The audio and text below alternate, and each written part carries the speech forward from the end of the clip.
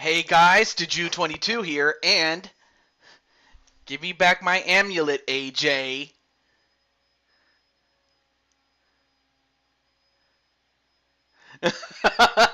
Oh, of course, from last night. Yeah, I remember. Oh, wait, how did you get hurt? Or, like, what caused you to get hurt? I hope, well, I'm hoping that you didn't hurt yourself that badly. I'm hopeful that that's not the case, but. And also, hey, what's up there, Brian Happy Meal Hernsberger and Joshua. And if time permits, I might do a bonus match or two, especially for those who didn't make the main card this time around.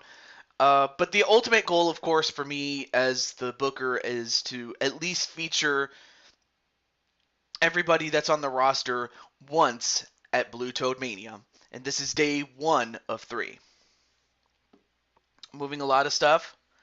No, I understand that, and not a problem, Mike Watson. Definitely not a problem. But with all that said, though, I want to thank you, and I want to say welcome to Blue Toad Mania. I will say, though, the last couple of days I've had to overcome sickness, and geez, I mean, I was just not feeling good. And in fact, I wasn't sure if even I would be able to make it, but I'm happy that I did, and the extra day definitely helped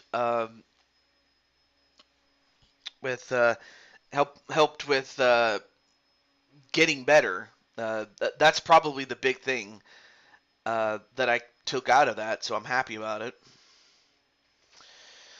So, um,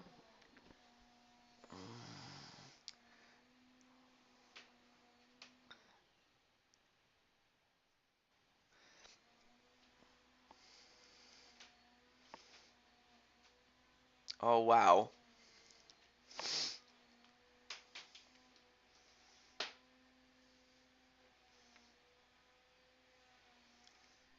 Well, I'm not even going to try to get into that skirmish there. But anyway, I'm going to get started, and too bad I don't have a way to contact Sly Cooper, though. I wish I could contact him, or if there was a way I could do that. Oh, and I forgot to. You know what I forgot to do? I forgot to change the attires for Sly. I was so sick and so out of it, and then with the with the addition of WWE 2K24, I kind of forgot about the to change the outfit for Sly Cooper, but it is what it is. Also, hey, how's it going there, Crushing Kelly? And of course, speaking of Kelly, I'm just gonna say that after day 1 of Blue Toad Mania, will I have a much better idea of how to book the House of Black? Whether I have to drop competitors or add new competitors, or I'm not giving you this demonic amulet. Ah, well, hey, I guess AJ knows something about that. But again, AJ knows something that you don't.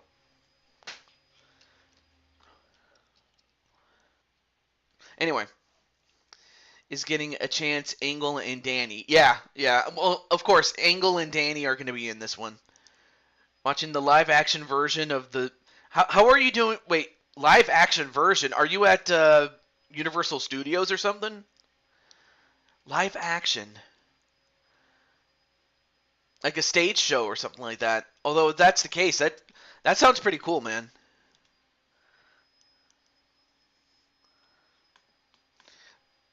I guess I'll have to reach out to him, and by him I mean Sly Cooper.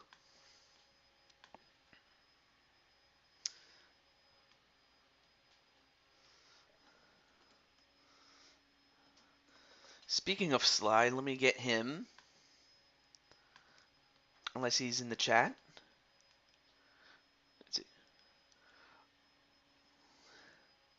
Wait, Atticus and you got engaged IRL. or you were hanging out with Mordrin and Mrs. Utaker IRL.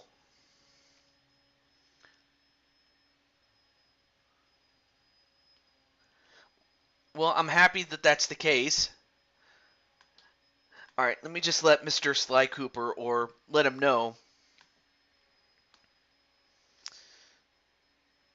Because, like I said, he doesn't have a way for me to contact him other than just through his channel.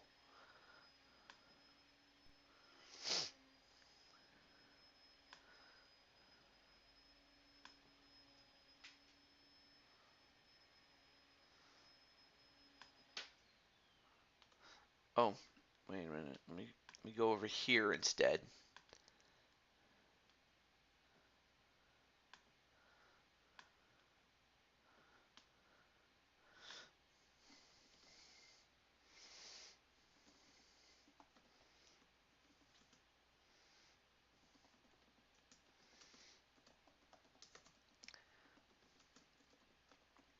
But yeah, I'm so happy that you got engaged, like IRL. I'm just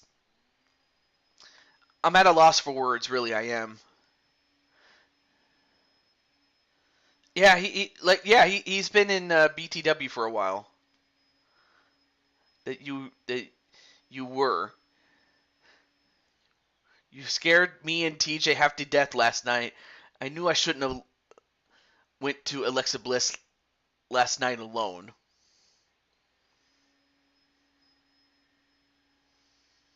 But you don't need it. Happy as a clam? Aww. And there's patty cakes. Absolutely. Great to see patty cakes here. And of course, one of the main event matches is going to be her girl, Mitty, defending her newly won championship against the previous champion, Lissa.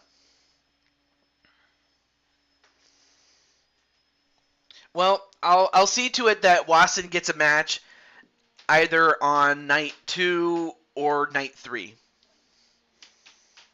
That much I can say.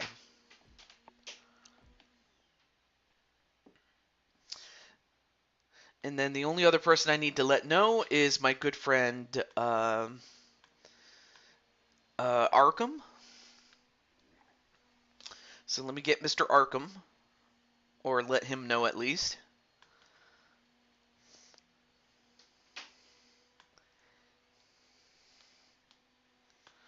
Let's see, where's Arkham?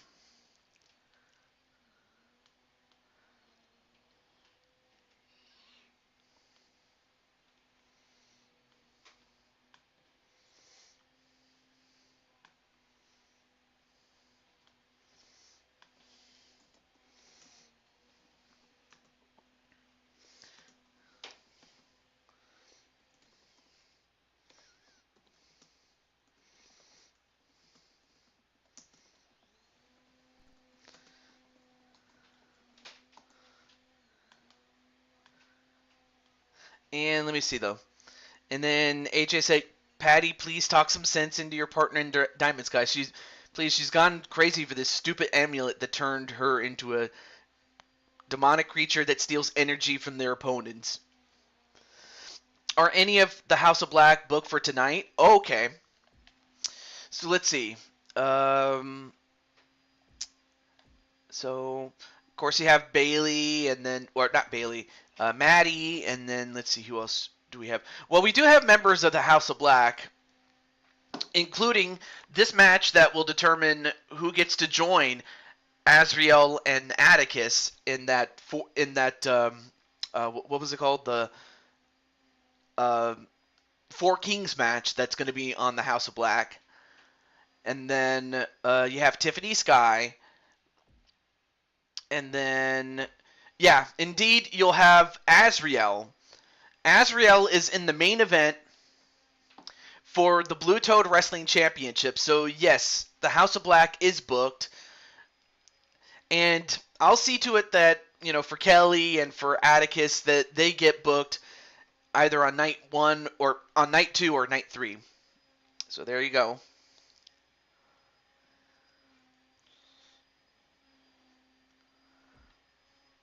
But with all that said, I've done enough stalling, so I'm gonna get going right now.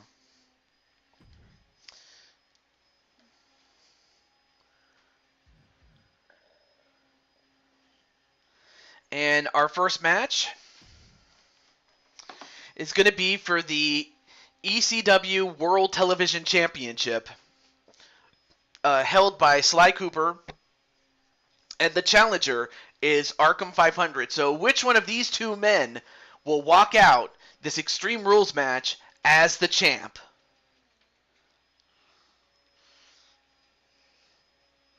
Uh-oh.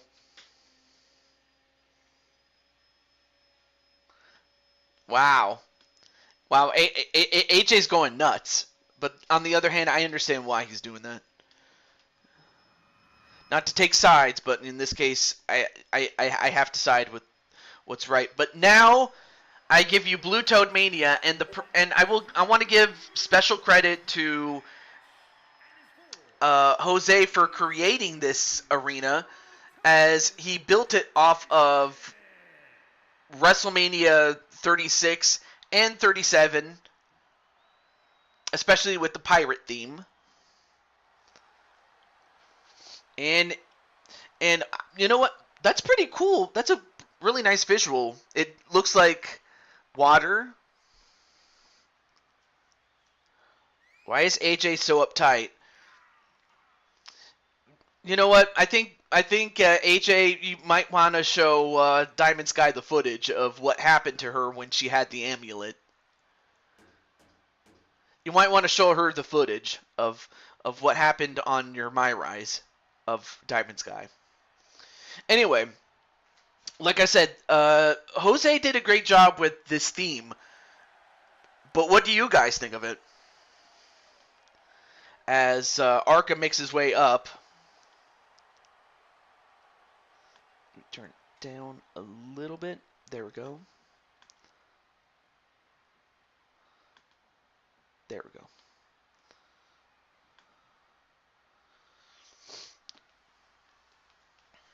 So first off, we have Arkham, and now I give you... But look, you were possessed. And now I give you the World Television Champion, Sly Cooper.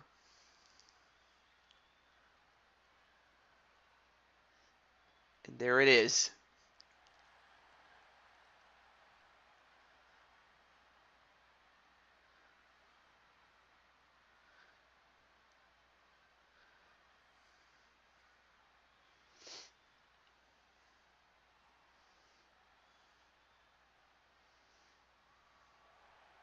Hey, Jamar, what's up, man?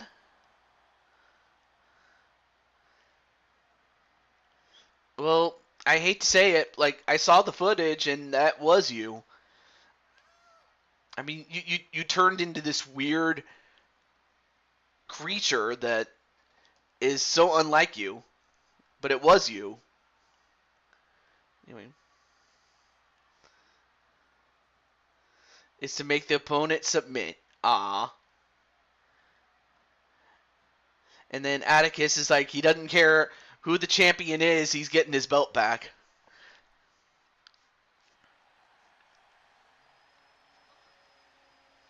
And we very well could see Joshua challenge for the United States title. Of course, that championship will be on the line in our main event. I'll go into more detail about it when we get to it. And then, oh, hey, what's up, Logan? How you doing, man? Oh, shit.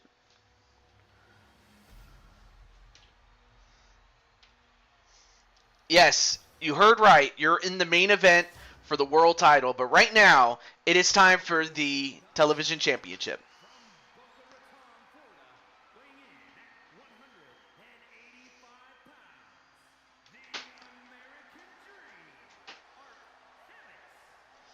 So I give you the owner and proprietor of Kings and Queens of Wrestling, Arkham 500. Hey, I'm happy you're doing pretty well there, Mr. Logan.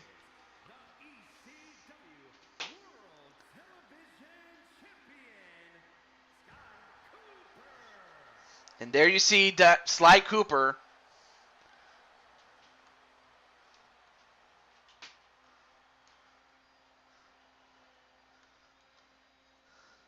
Shows Atticus the amulet.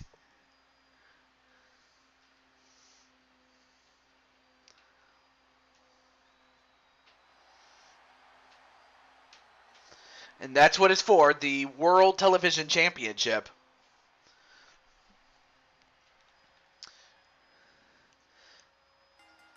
Match underway. Here we go. And also, part of the inspiration was from the Thousand Year Door, especially, I believe it was Chapter 6, I think. Or 5, I forget which no, it was Chapter 6. Because you got to go to Keel Hall Key in that chapter.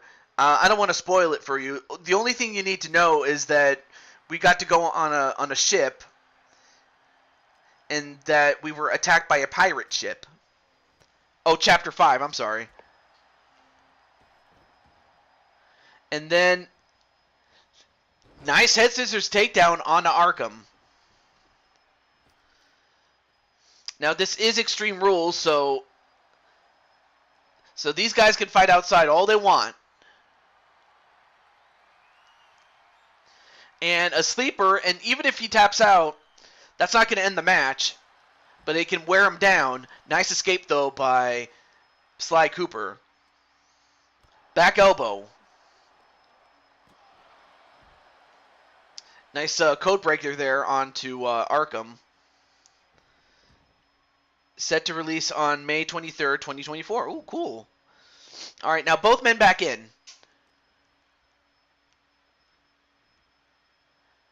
And then a knee right to the gut. Hey, how's it going there, Peter?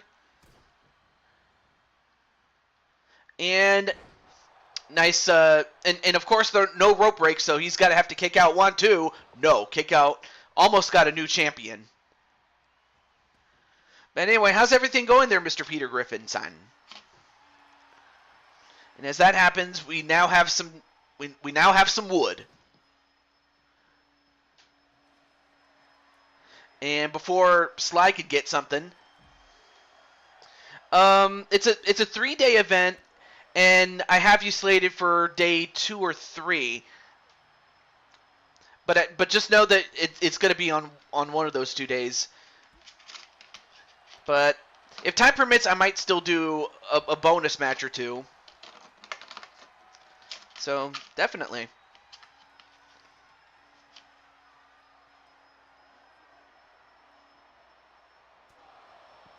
Oh, nice knee right to the head of Arkham.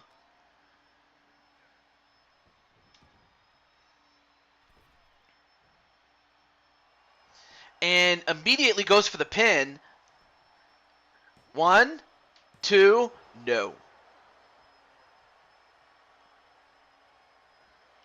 And, well, both guys missed.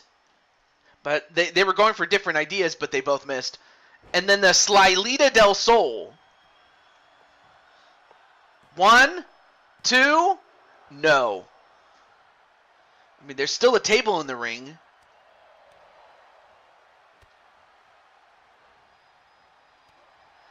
It's the same type of amulet that Lissa had before she turned evil in BMWF. Oh, no. And then a Michinoku driver onto Sly, and now going underneath the ring. And, well, unfortunately for Sly, he missed. But then going to his... I forgot the name of the art that he does. Not Capoeira, it's a different one.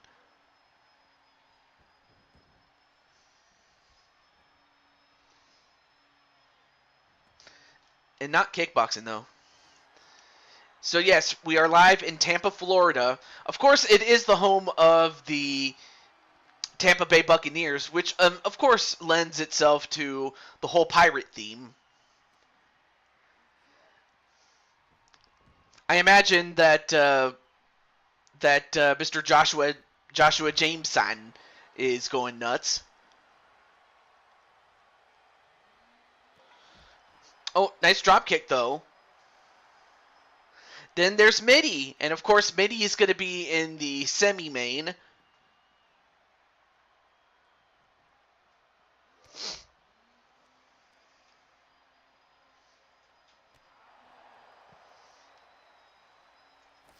And then there's Jen Wolverine.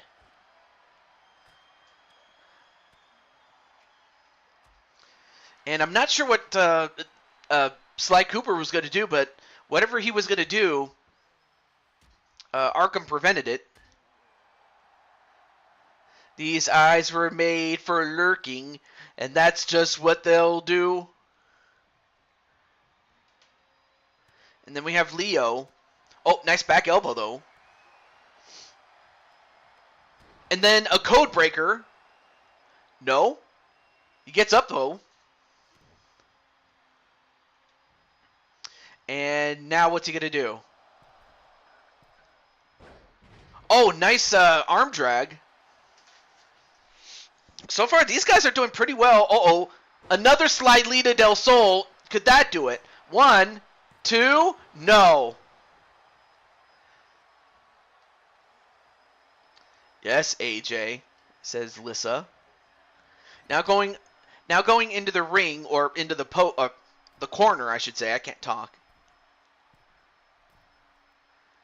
Now going for a wheelbarrow face buster. Barely missing the table, but got it. Okay.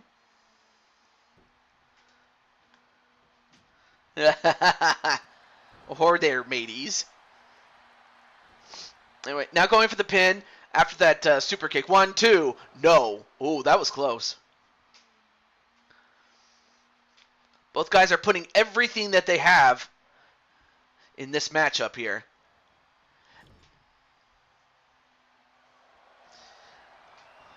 Off the corner. Oh, nice kick to the stomach. 1, 2, no. Oh, Taekwondo, that's what it was. And then a flying forearm. I was trying to think of the art that he was practicing. Taekwondo. And, well, now he's going to set up the table. And somebody's about to get some wood. Or if anyone is. Oh, nice kick to the back of the head, though. Off the ropes. Nope. Ended up on the table, and then, uh-oh. And Sly is the one that's going to get some wood. Although wisely he rolls out of the ring. You can't get pinned outside, but he's hurt. So yeah, it's true that Jose made this arena. Oh, and then hit in the head with a bat, and again, and that last shot busted him open. But just like that, he takes control once again. I threw it away months ago. Alexa must have found it. Yeah, apparently so. Oh, now getting a chair is Sly. But Arkham, yep, using his martial arts background, incorporating a little bit of boxing, and now some catch wrestling there. And he made Sly tap out, but again, you can't get a submission or a pin outside. It's not a false count anywhere though. Baby Atticus has it.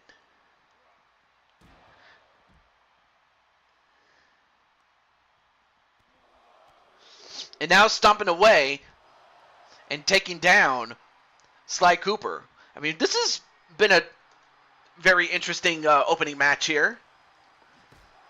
Oh, and now using that sledgehammer. I mean, where's Jade Jules Barrett when you need her?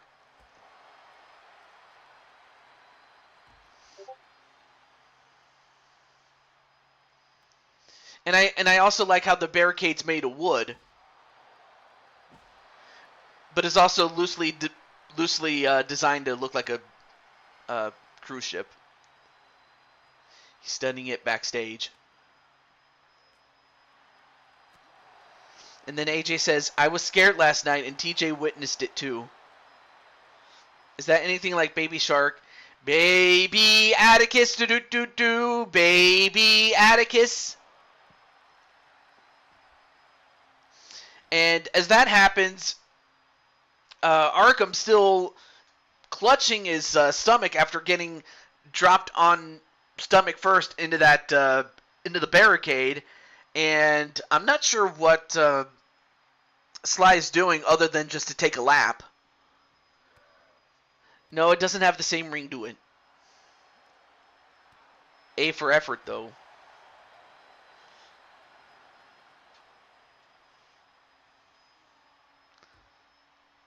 Although, kicked right on the head was Sly Cooper. Now sends him in the ring. Now the question is, can he finish him? Wait, what's he? Oh, now he's got a ladder.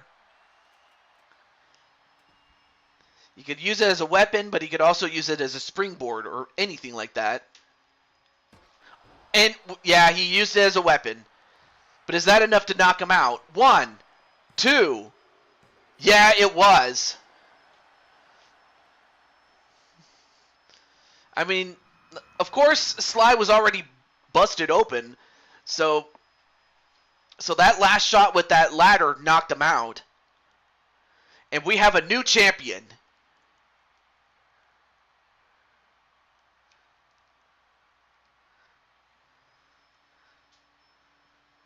So yeah, that last ladder shot knocked him out. And we have a new champion, and his name is Arkham 500, and he's also been busted open. I just noticed that. But congratulations to Arkham 500 as he has won. I don't know if that's his first championship he's ever won in Blue Toad, but it is the first one in a long time. Incredible. Not a bad start, though. But up next, it's our 8-women Battle Royal. And the stakes are very simple. Whoever wins this gets to move up the card. They get a push, is what I'm saying. Wish it was that simple. But of these 8 women that you see, so you have Laura Wells, you have Tracer, Ruby Rose, Bloom from Wings Club, Lin Han Wen, Amethyst Flames, Firestar, and Speranza Danzi. So which one of these 8 women do you think is going to win this one? I'll let a few of the ladies know. And some of their owners know. So this will give me a chance to do that. Okay. I'll start with Drawbot first.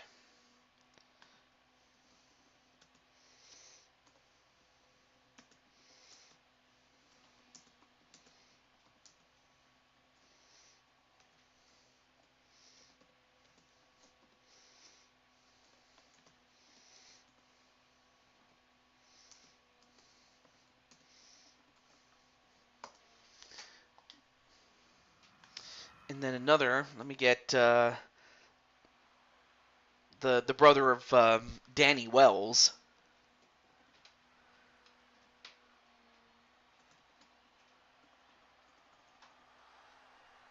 But up first is from the Wings Club, Bloom.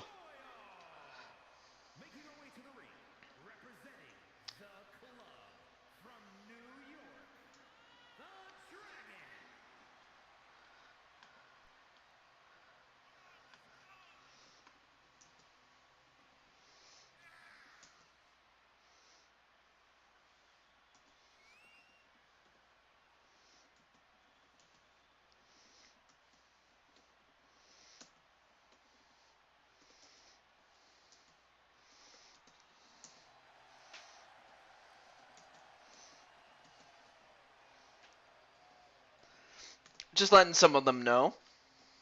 But yeah, who do you think is going to win this one? All right, let me check on the chat again. Let me catch up on the chat, really. His thin crust meat lover's pizza. That sounds good. From all that salmon run. And up next is Lin Han Nguyen.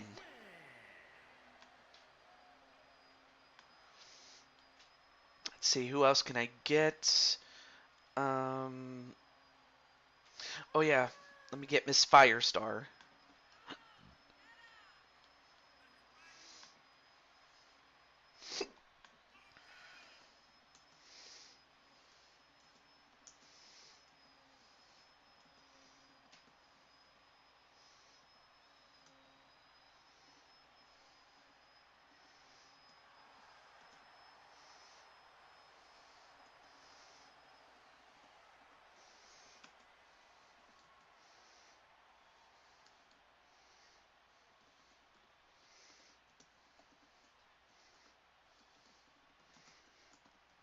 So we have Lin Han Nguyen, and she could have just as easily won her way into night number 2.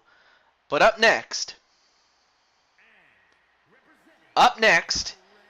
is the leader of Team Ruby, Ruby Rose herself. And they say, every rose has its thorns, just like every night has its dawn.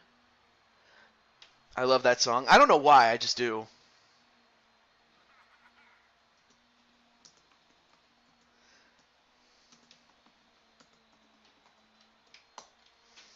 Okay, let me catch up on the chat again.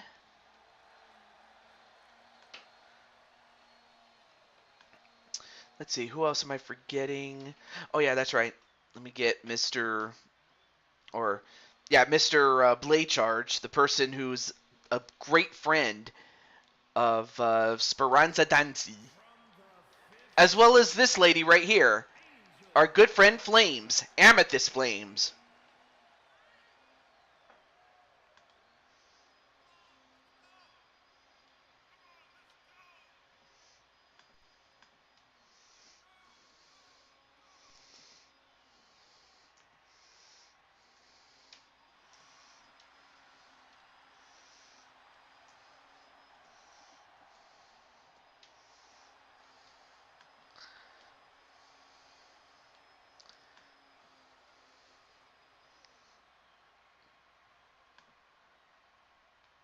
Looks good. All right, cool.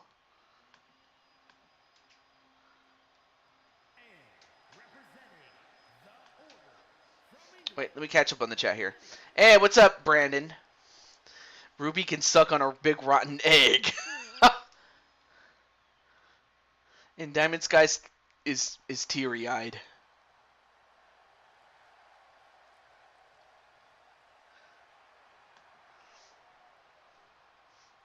So I hate to say it, but AJ had something. He knew. He knew. Oh yeah, and then finally, let me get Blade Charge.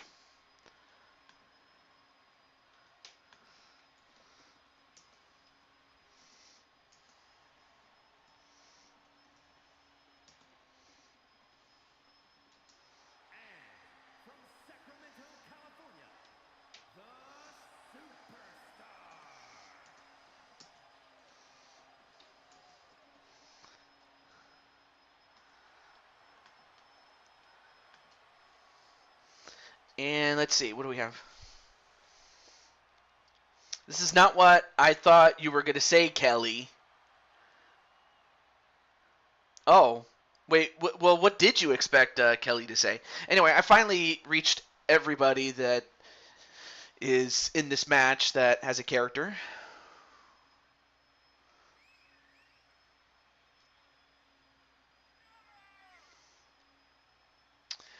And then, bit out of character, I saw a short video of you and Reaper on Facebook. Really?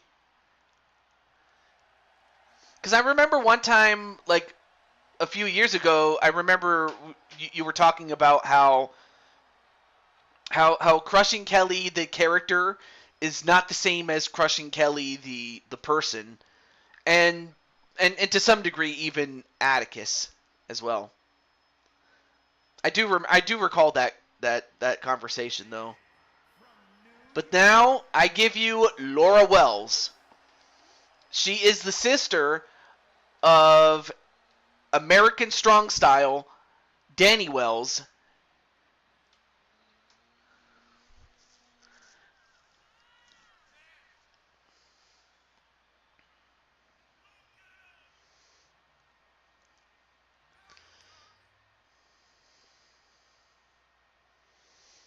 The video of the proposal and pics are on Facebook, TJ.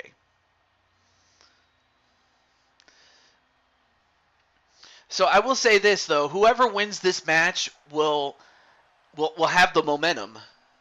Now, of course, like once I get to the end of day 3 of Blue Toad Mania, I'm going to be looking to find like who's going to stay, who's going to go, and then who's going to have to come in, especially for new signups and stuff like that. But now I give you Mabu Speranza Danzi.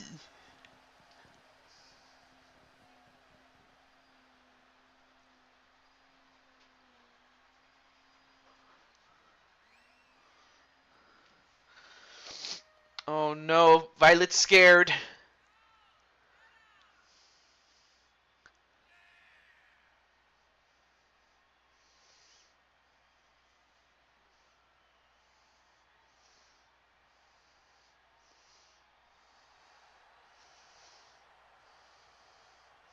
And then Sarah's like, Violet, be careful.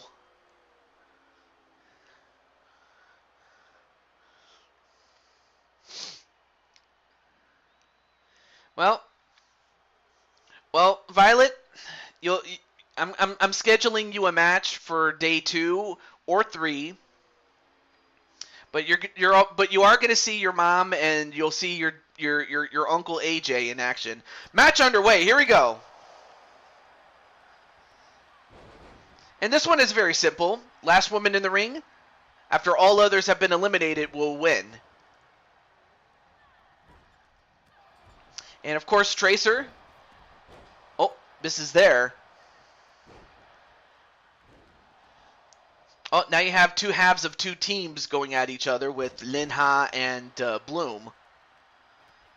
Of course, the statement of Kelly not liking Ruby, it all started when Ruby just attacked Kelly for no reason other than just to be jerks to her, I guess.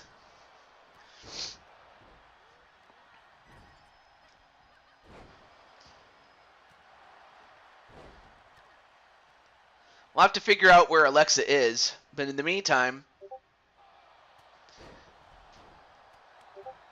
Oh, I almost forgot. I gotta turn off my notifications.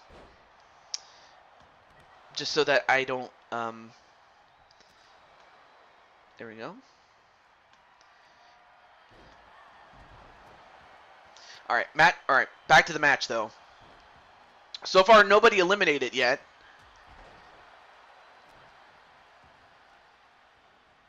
And, oh, kick right to the back of Speranza. Of course, Speranza herself is a former Cyberspace Federation champion, and the first one out is Ruby. Ruby is the first one out thanks to Bloom. That would be the lady with the blue dress. But Ruby is gone. What you are watching is Blue Toad Wrestling. The best way I can describe it is it's a run-in at Let's Make a Deal. If that was the best way to describe it. But in truth, it's really a video game wrestling company. Or show, I should say. And this is our version of WrestleMania.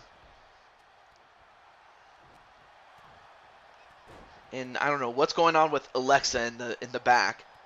But right now in the ring, so far one woman eliminated, and that's Ruby Rose.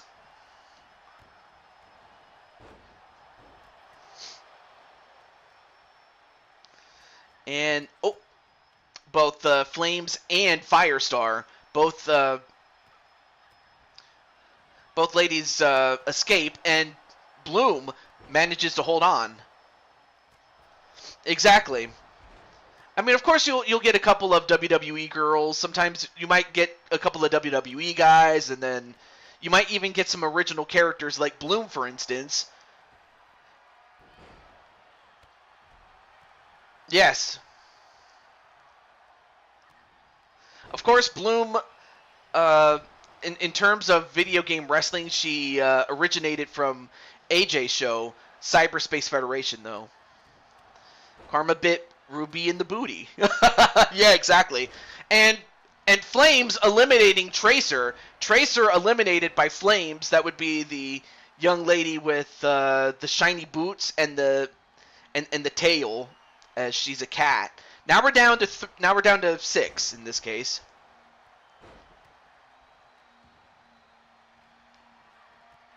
And backbreaker right onto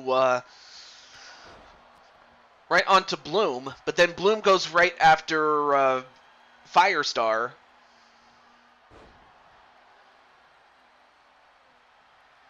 But then Firestar gets out of it. Ooh, knee right to the gut of Lin Ha. Does Steve know? Shut up, sis. Hey, Goddess of Pain, how are ya? Anyway, Bloom still holding on. And now Lin Ha trying to hold on. Lin Ha Nguyen is her name. But it's great to see you. And well, out goes Lin Ha thanks to Speranza. Oh, and by the way, Tiffany, you're going to be in action tonight. Tiffany Sky. Now we're down to 5. So we still have Bloom, we still have Laura Wells, Speranza Dancy, Amethyst Flames, and Firestar.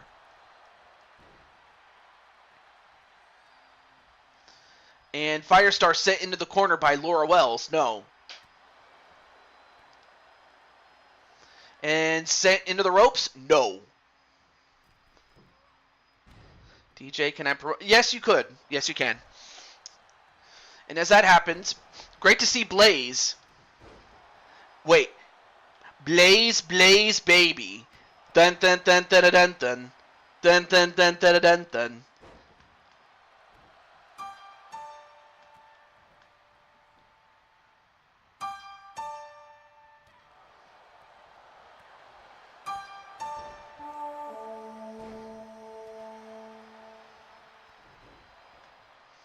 Yeah, I had to do it for Blaze, so there you go.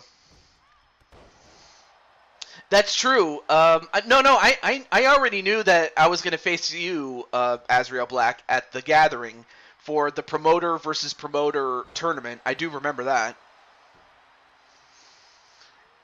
Okay, so there's going to be a creation stream after Blue Toad Night 1 on Atticus's channel. I'm doing pretty well there, Mr. Odds, and anyway.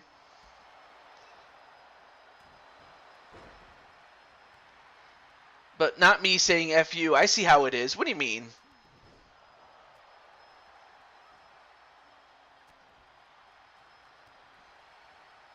I'm not sure I get what you're talking about there, Mr. Total Hatred or Miss. I'm not sure. I don't want to assume one gender or another, but not, wait, Bill?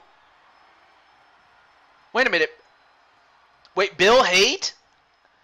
I haven't seen you in a long time, man. Anyway, Laura Wells eliminated. And as that happens, Bloom trying to hold on. Bill Hate. It took me a while to connect the dots, but out goes Bloom. Bloom is out. Now we're down to 3. I mean, 2 of these ladies you do know. I mean, of course, some of you guys do know who Speranza Dancy is. Most everybody else knows who Firestar is. And then the lady that's taking a rest right now and now just getting up is Amethyst Flames. She's loosely based off of Blaze the Cat from Sonic, and that's where her character basis is from. Yeah, the girl in red is Firestar. That's her name. And Firestar knees Speranza in the head, and both women jumped, but they both missed. But now Flames going after Firestar, and Flames eliminates Firestar. Firestar eliminated. And Firestar cannot believe she got eliminated by a Fox. Now we're down to 2. We're down to Speranza Dancy and Flames. Oh, not a problem there. Wait, you're at the beach? I didn't know that. When is your match? Hold that thought. And out goes Speranza Dancy as Flames has arrived in Blue Toad Mania and has won in her debut.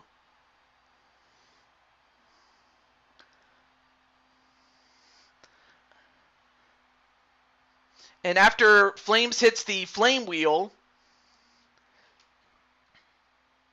and oh, Sly, by the way, you missed your match at the start of the show, dude. So if you want to check it out, you can, but Flames did it. She has won in her debut, and we're going to see her go up the card, and she'll get that push. Now, as for what championship she qualifies for, actually, we can take a look right now. But congratulations to Flames as she wins in her debut. And, of course, Mitty is at a loss for words. Okay, so I'm going to take a look and see. I'm gonna take a look and see. Is it roster? Oh, right. I can just go over here. No. Over here. Yeah. I don't get time to watch shows. No, I totally get you. I get how, we get so busy with other things. It's not even funny. I know. Let's see. Where's Flames? Where is she? Oh, she is 11 on the Contenders, so that means at the very least she gets a shot at the United States title for a later time, which is fine. But man, that was great. Ice Toady?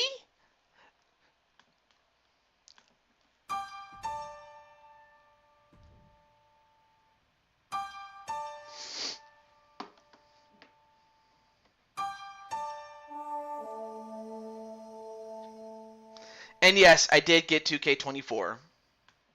I did get it, and I am trying to unlock as much as I can through, WrestleMania and all those other ones. So yeah, man, I did get it.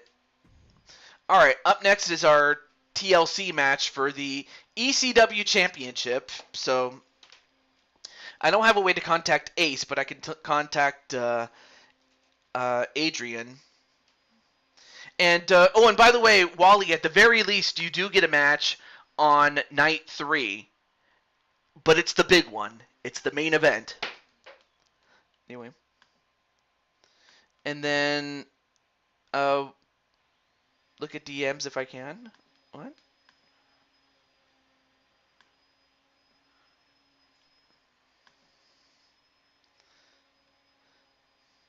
And then Blaze saying hello to everybody, man.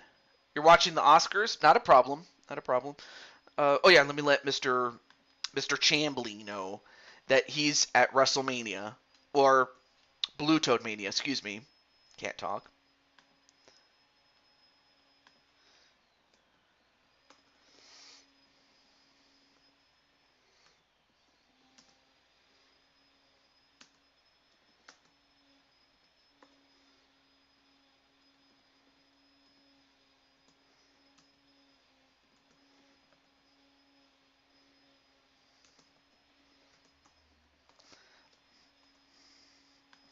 All right, here we go.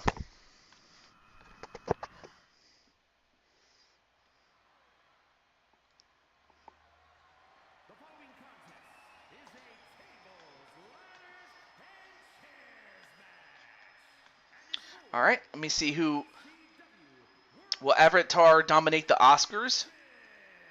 Oscar the Roach. And then Sly's. All right, let me catch up on the chat really quickly.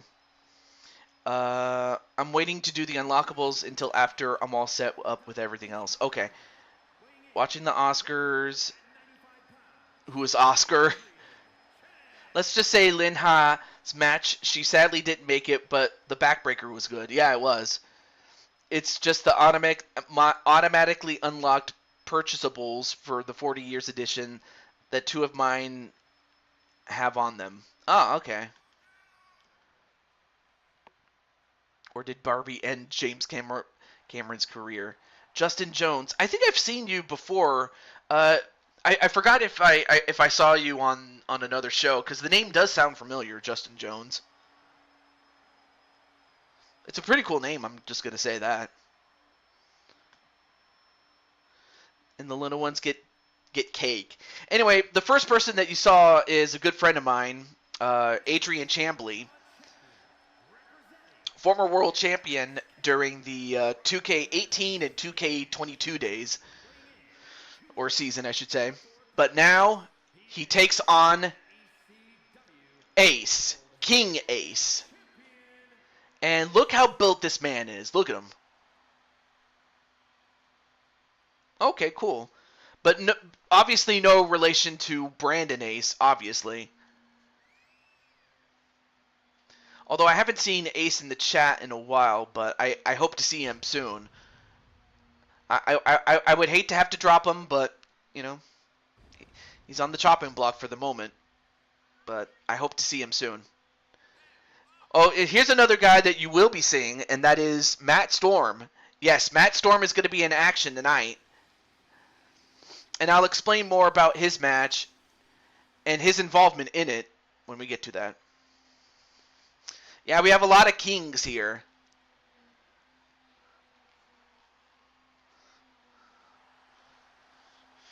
But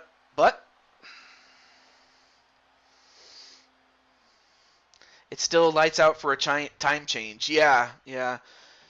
Like it took a while for me to get used to the time change. It'll take some getting used to.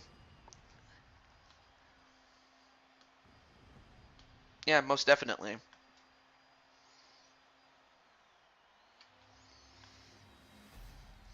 And here it is, the ECW Heavyweight Champion of the World. And of course you can thank Azrael for activating it. And then Radio Rex says, I'm their only real king. Yes, of course.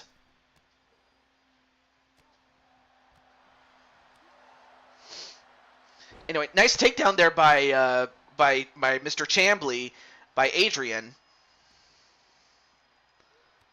And, well, they both were going for the ladder, but a clothesline onto Adrian, my good friend. So in this case, this is a ladder match, but you can also use chairs and tables in addition to just the ladder. The king of bullcrap. So the object is to ultimately climb a ladder and to retrieve the championship before your opponent does. That's really how this match will work. And in fact, there it is. There's the championship there, but instead he gets pulled down and then kicked in the face. And Ace thrown over the top. But then a back suplex right on the apron, the hardest part of the ring. At least I'm more king than Rex. What, Rex? I'm the king of Detroit. And then Mitty says she's a queen.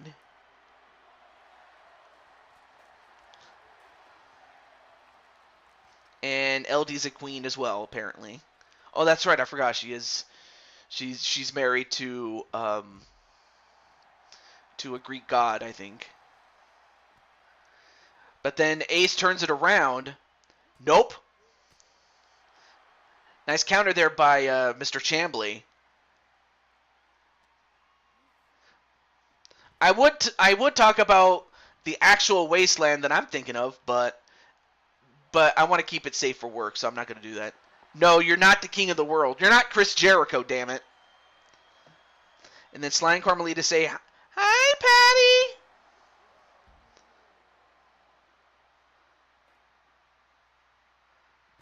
Oh, and chair shot right to the head of my good friend Adrian, but nope, Adrian stops the next chair shot from hitting him in the head.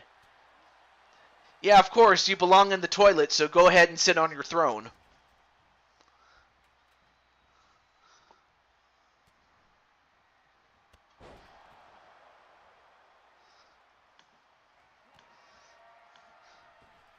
And now, oh, nice axe kick there.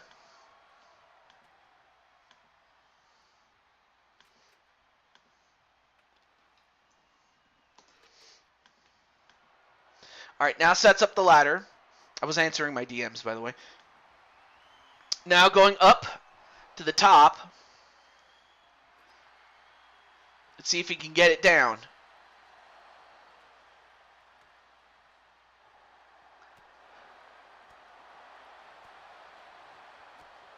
And he manages to stop him just in time. And, well, down goes Chambly. And can he take it?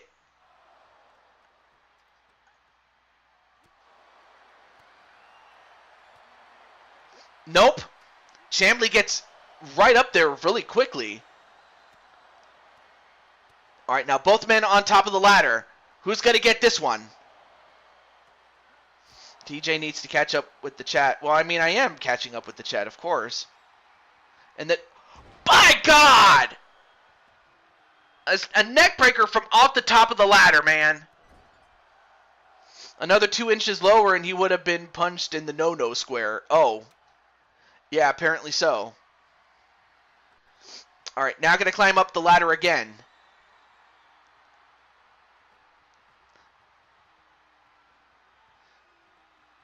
And he did it. We have a new champion, and it's my good friend Adrian, Mr. Chambly. Adrian Chambly got it. By the way, he's a pretty cool guy. His Twitch name is...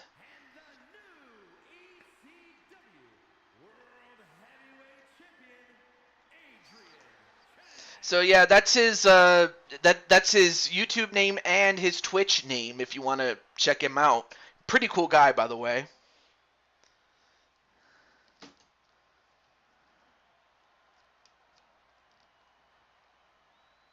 Yeah, I saw that you wanted to invoke your rematch clause against whoever the winner of this match is, but it turns out that it is Mr. Chambly.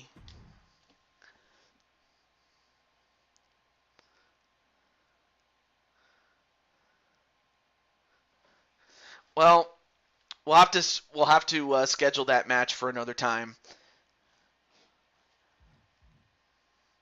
or maybe even on another show. But up next, this is going to be for the Queens of Wrestling Championship, held by Mario Girl Melissa. That would be the young lady who has the overalls and everything, taking on Maddie Sabin. And of course, she is one of those cat people, those that you see on anime. Yeah, like that's basically her character. Is that's her gimmick. So with all that said, let me just let Melissa and Maddie know. So I'll just let MG know.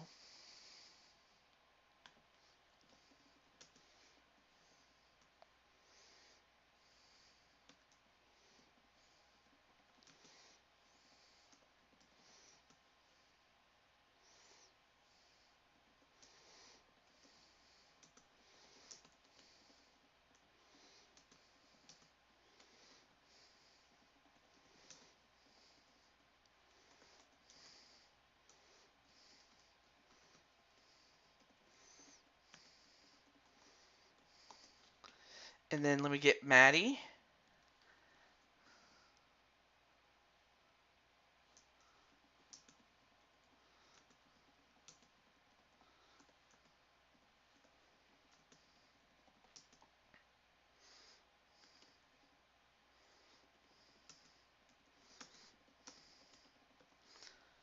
And this is also a good time to go get snacks and stuff like that.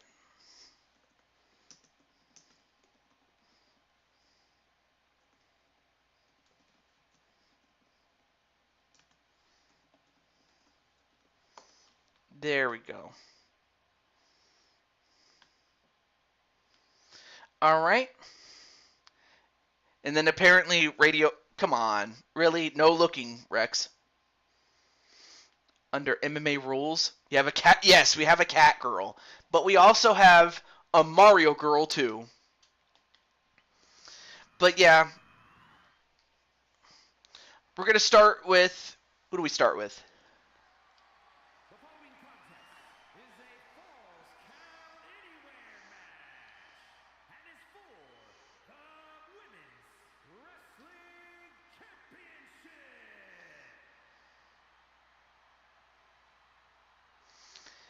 And introducing first the challenger. The resident cat girl. And she's been in several other promotions along with her brother. Mostly with her brother, but tonight she's on her own, and that is Maddie Sabin.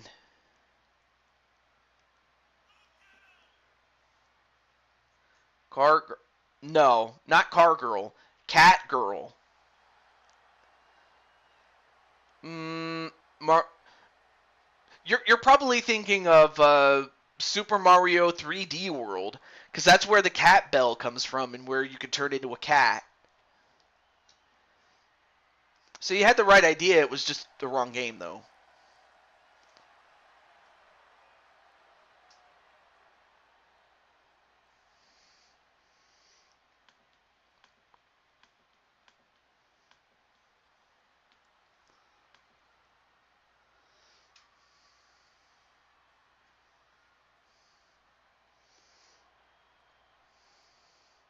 Typo meant cat girl. Ah.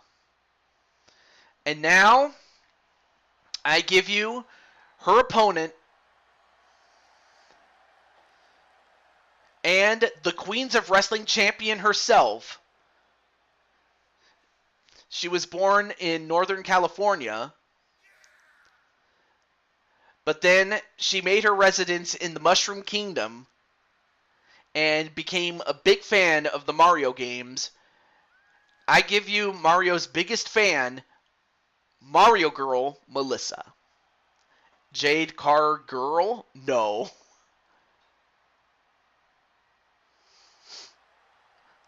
No, I could see that. I can definitely see that being the case.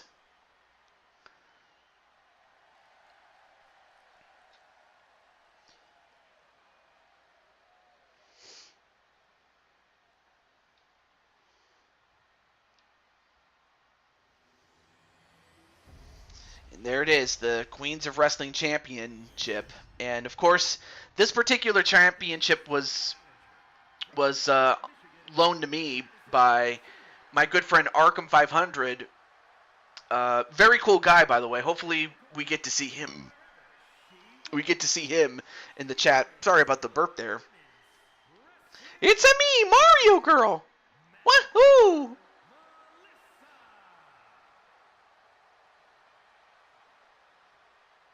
Of course, Melissa has been with us since the 2K18 season that we've had this show on.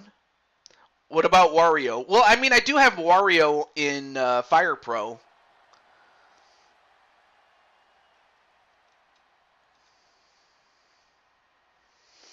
And now Melissa's like, just bring it.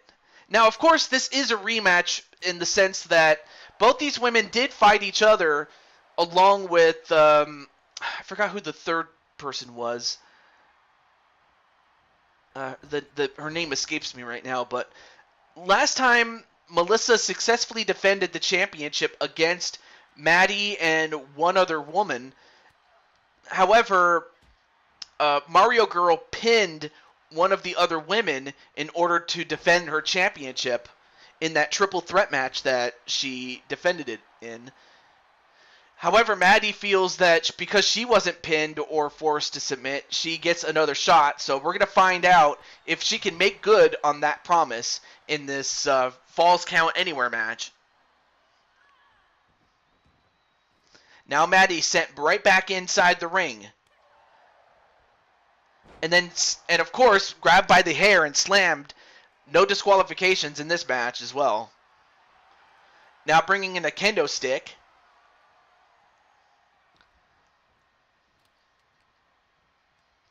It was Tien? Huh?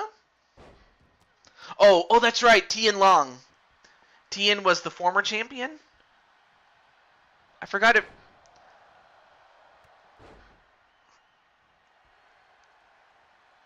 It could have been Tien. But yeah, she did pin Tien to be the champ or remain as champion. I think it was her sister, more likely, that Melissa pinned to retain the championship against her and Maddie. Although, Maddie about to go for the ride. The pop, no! Nice counter there by Maddie. She knew what was coming, and she prepared for it. Off the ropes, into the corner. Now picks up Mario Girl. Clotheslines her. Another one. And a leg sweep, and down she goes.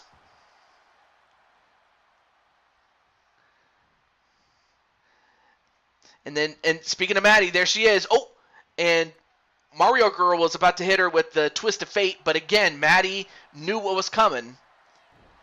And then a double arm DDT. And can she get it this time? 1, 2, no. Mario Girl, much tougher. And then Justin Jones just, playing up the fact that we have a cat girl in there.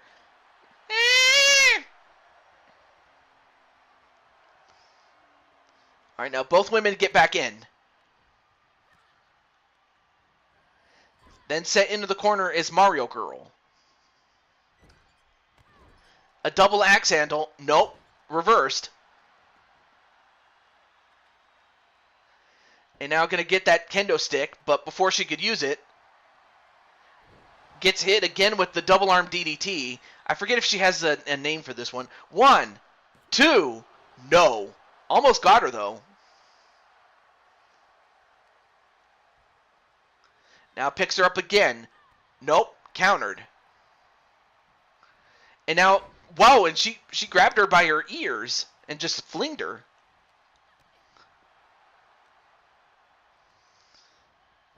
And thrown outside the ring.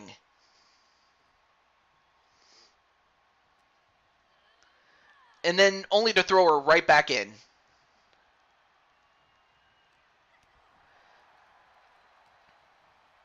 But then Maddie throws Mario Girl over the top rope. Turnabout is fair play, I suppose. And then kicks her in the stomach. No touching the ears. Ah!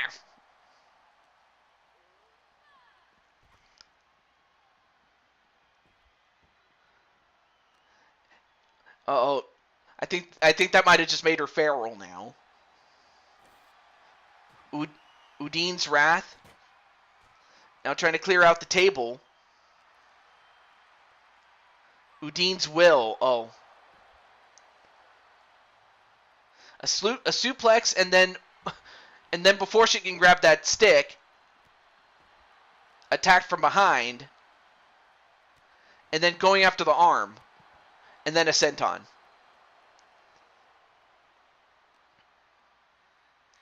Then set back inside in the ring. Now grabs the other stick that's in there. Now hits her butt.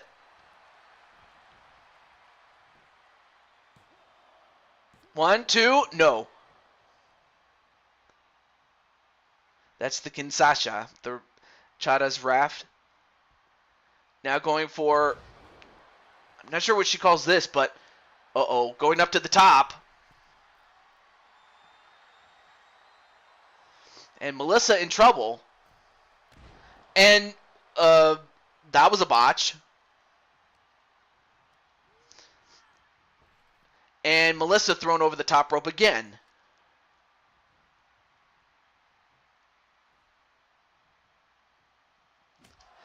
and now hits her in the stomach, but then gets drop kicked by Melissa. Now Melissa sends her right into the desk,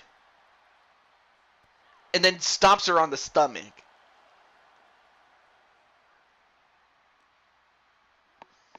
But then Melissa thrown back inside.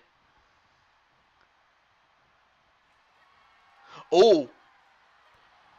Uh-oh. She might have gotten caught with the Pop-Tart Powerbomb. She likes Pop-Tarts, by the way. 1, 2, no. Ooh, that was close.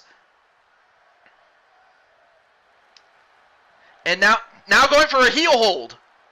That's her submission move, but unfortunately for Melissa, she counters out of it, does Maddie. Chada's Wrath. Chada's Wrath, is that enough to do it? 1, 2, no. And Maddie wondering, what do I have to do to put away Melissa? Dipped in mayonnaise. Ugh. Oh, that's disgusting. Mayonnaise, that is. Ugh. Although Maddie, another of Chada's Wrath. Is that enough to do it? 1, 2, and that's enough, as Maddie has avenged her loss against Melissa in that triple threat match. And Maddie has won her first ever championship, which is the Queens of Wrestling Championship here in Blue Toad. It took two of Chada's Wrath to do it.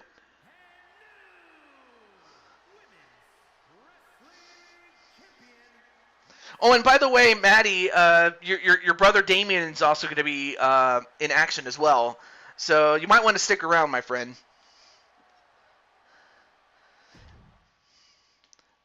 We'll see if Melissa has something to say about it. But up next, that is very nasty. I'm not going to lie. The Pop-Tarts dipped in mayo. Who does that? Anyway, well, up next is going to be Bayley. Yes, you heard right. Bayley is going to Mania. But before she goes to WrestleMania, she's going to Blue Toad Mania and challenging for the UK Women's Championship held by Lioness.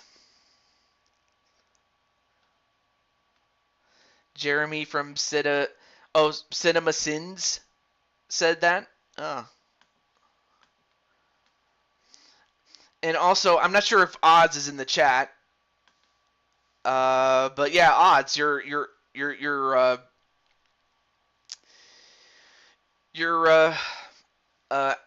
do I put this? Your client is in this match. His Deadpool 2 Sin video. Cinema Sin. See, I wouldn't have known that. Oh, there he is. Alright, well, then let's just get right into it then. So yeah, Odds' client, Lioness, is defending the championship against Bayley. In a no-holds-barred match. Also, Maddie Penelope, LD's daughter, says hi to you.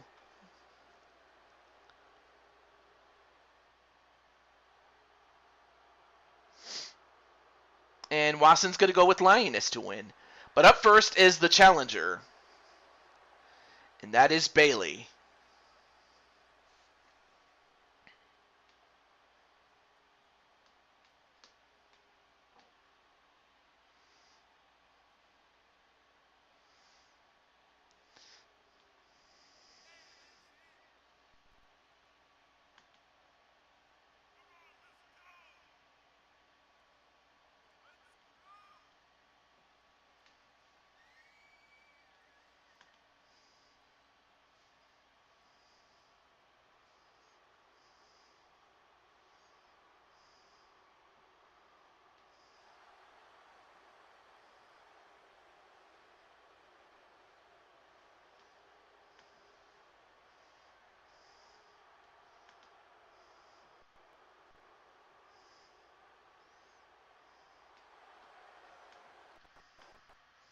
All right, let me catch up on the chat.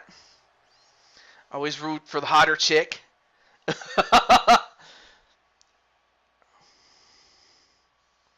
I'm sorry, I can't. Aw. Anyway, we do have the Queen of the Jungle.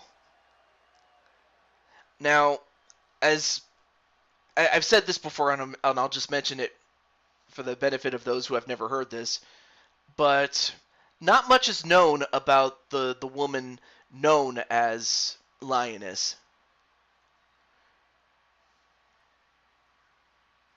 I mean, she's a very strong young lady, but not much is known about her life outside the ring.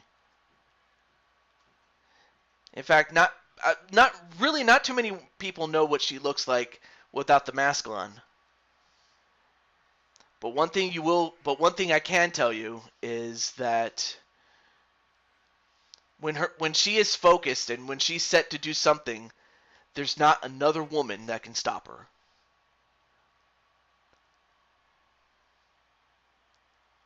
And then, of course, Mitty with the lion. Rawr!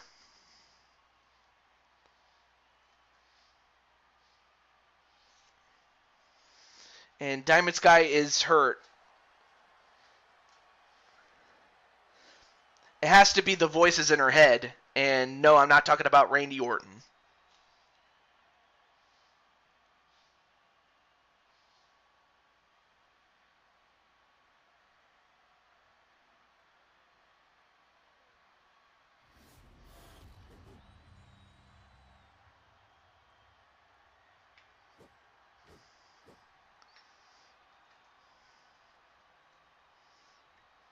Introducing the challenger from San Jose, California, Bayley.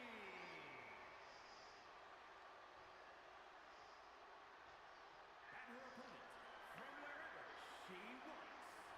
She is the NXT UK Women's Champion, Lady Destroyer, Leon NX.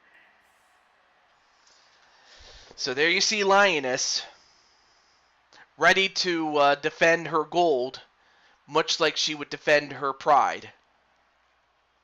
Anyway, are you talking about Riddle when he thought he was Randy for that period of time? Yeah, it kind of sounds like that. I still remember the one time that Randy revealed that he was into drugs. I was like, "Oh, Randy, what are you saying there, Randy?" It was either that or the time that he said to the Usos, "So the big dog let his bitches off the leash." So I don't know why. I just found that part funny. Anyway, going off the ropes and an elbow drop onto Lioness. Although Lioness gets right back up, only to get taken down, and that's what Bayley has to do. She has to use her speed and her wrestling ability to keep Lioness down. Now going up to the top rope, can she take her out? Well, she does, but she might have hurt herself in the process doing that. But Bayley off to a fast start. And another elbow drop. Although, now Lioness gets a hold of her. Nope. But Bayley doing exactly what she needs to do. She has to stay on Lioness. Oh, now goes for the pin on her. 1, no. Only gets a 1. And I'm going to stand up. I need to stand up here. Anyway, now sends her into the corner. Nope. And a clothesline. Now going off the ropes. And a shoulder tackle. Then sends her into another corner.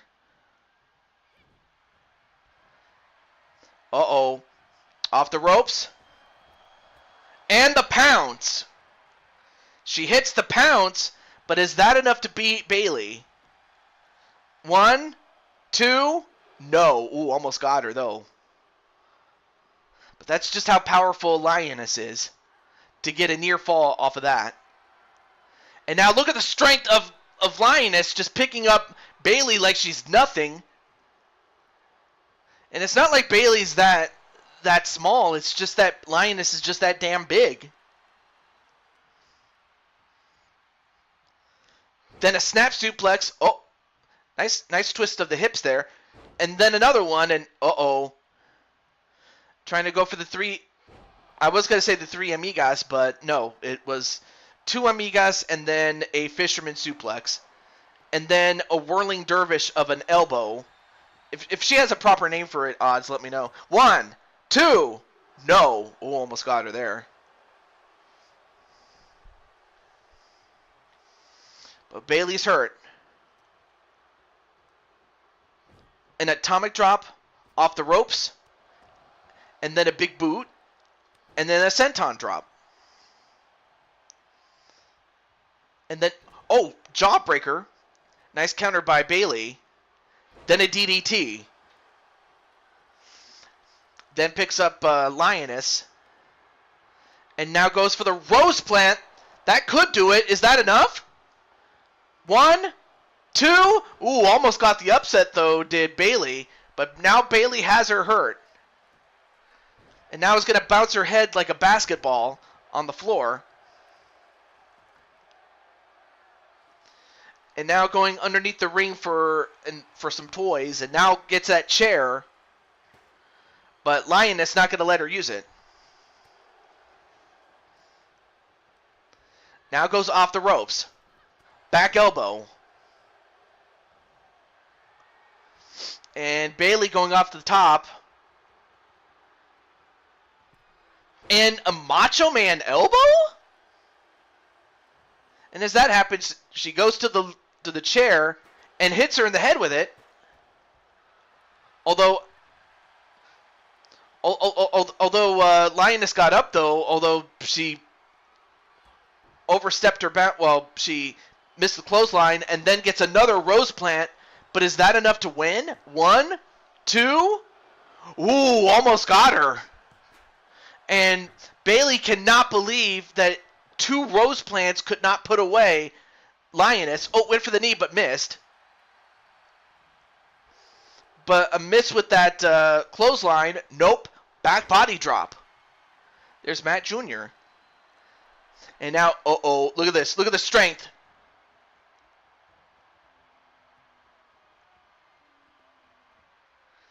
And then Bailey just drops like a bad habit. And now, oh, chair shot right to the head. As if Lioness needed a chair, but nope, stopped. Then sends her into the corner. Nope, countered by Lioness. Clothesline. A shoulder tackle. Oh, another counter. And then a Bailey to Bailey. And she landed on the chair. 1, 2. You gotta be kidding me. It took 2 rose plants and then that Bailey to belly. And the back of Lioness's head hit the chair. And that was, look at this. Yeah, the back of her head landed on the chair. And that was enough to stun her. And get the 1, 2, 3. I can't believe this. Of all the things.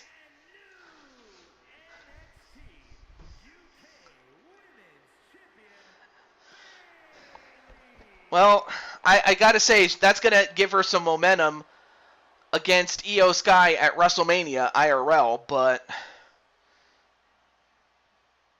And then Justin... Are you seeing this? Look at this. Justin Jones is like, marry me, Lioness. Hey, dude, if Lioness decides to instead tear you apart for suggesting that, I wouldn't be surprised. But on the other hand, what do I know about Lioness's personal life? What do I know? Another title change. Yeah, we have to figure out if anyone's going to retain. But in the meantime, we're going to go to a what I'd like to call a dream match. This is where a created wrestler teams up with a real life wrestler against another team of such. there's no stakes. It's just simply which team is the best. So on one side, you have Seth Rollins and the man he inspired, Alexander Bishop. And then you have Kurt Angle and the man he inspired, Danny Wells. So I'm just going to let... I already let Danny know, so I'm just going to now let Alexander's owner know.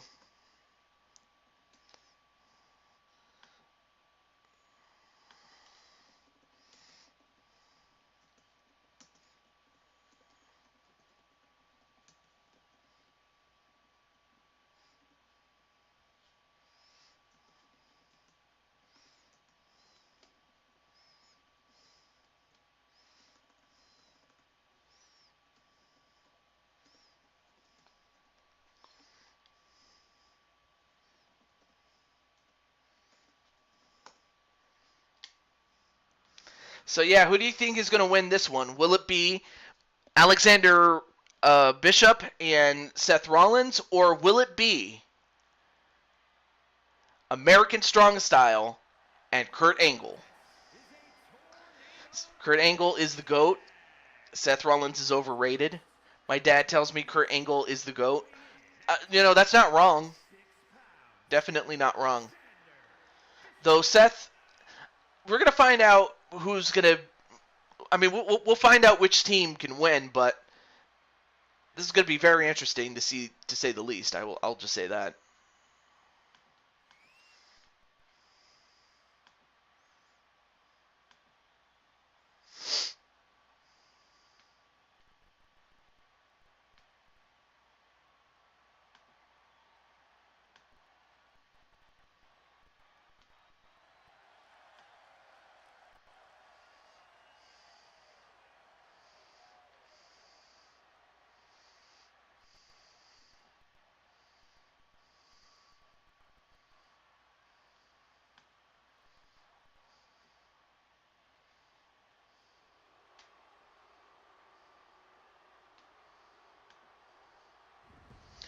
And next is Seth freaking Rollins.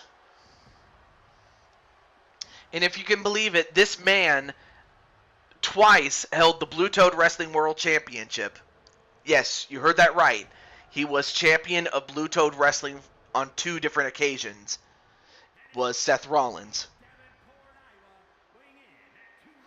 And then Atticus Black in the chat says, with all due respect, Angle is good, but the GOAT is HBK or John Cena. HBK being Shawn Michaels, so... That...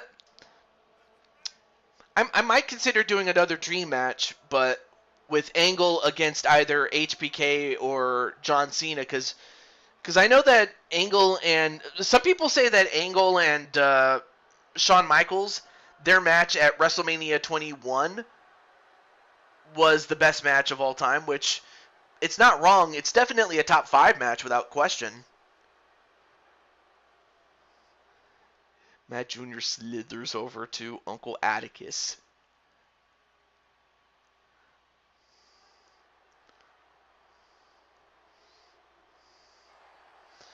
But up now is your Olympic hero,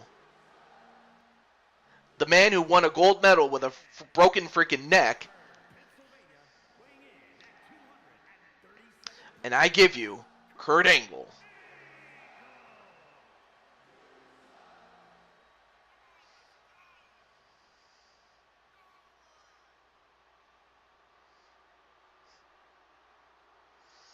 And then some people say Stone Cold Steve Austin was the GOAT.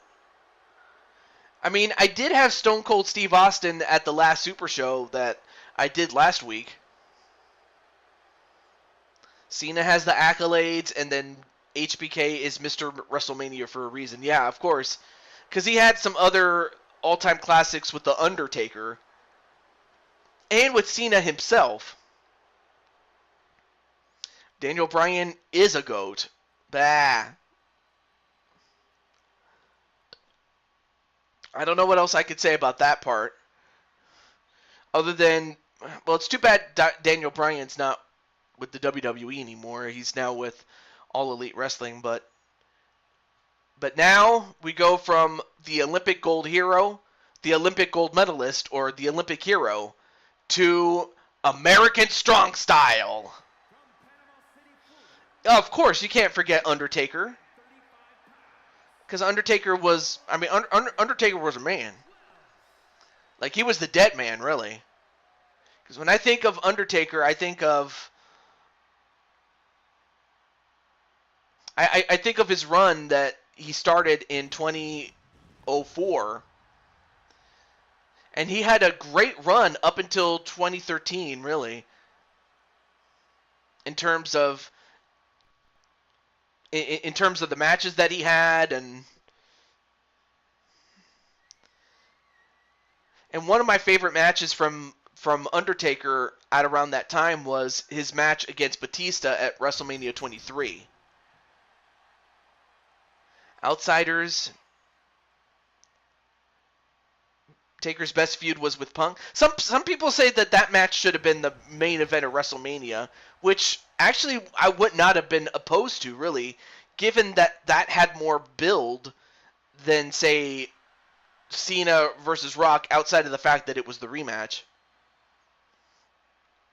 Yeah, Undertaker won the Rumble in 07, and he parlayed that into the start of the streak within the streak of great matches that the Undertaker had, and it started against Batista. But now we begin with this match under Tornado rules. Match underway. Here we go. So it looks like the Legends are going up against the Created guys.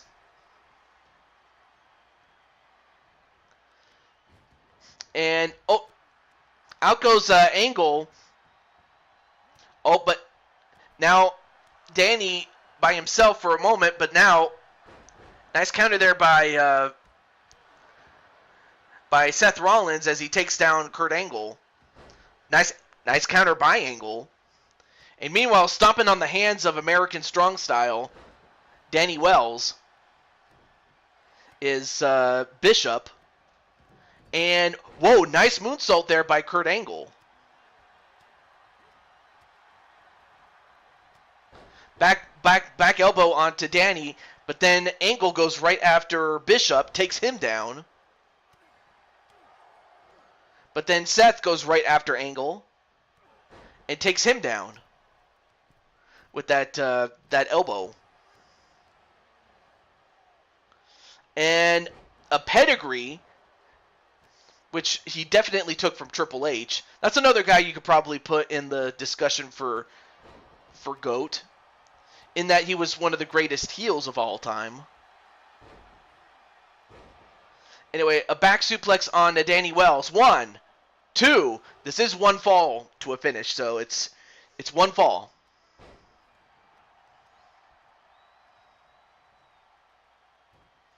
And now going for a submission attempt onto Kurt Angle.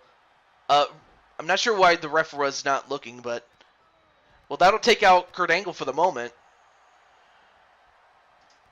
Oh, but then he turns his attention away, and now we're down to just Bishop and Mr. Strong Style, or American Strong Style, after he just got curb stop. 1, 2, and I think he kicked out before Kurt broke that up. And I'm not sure what Kurt was trying to do. Blade charge! How you doing, man?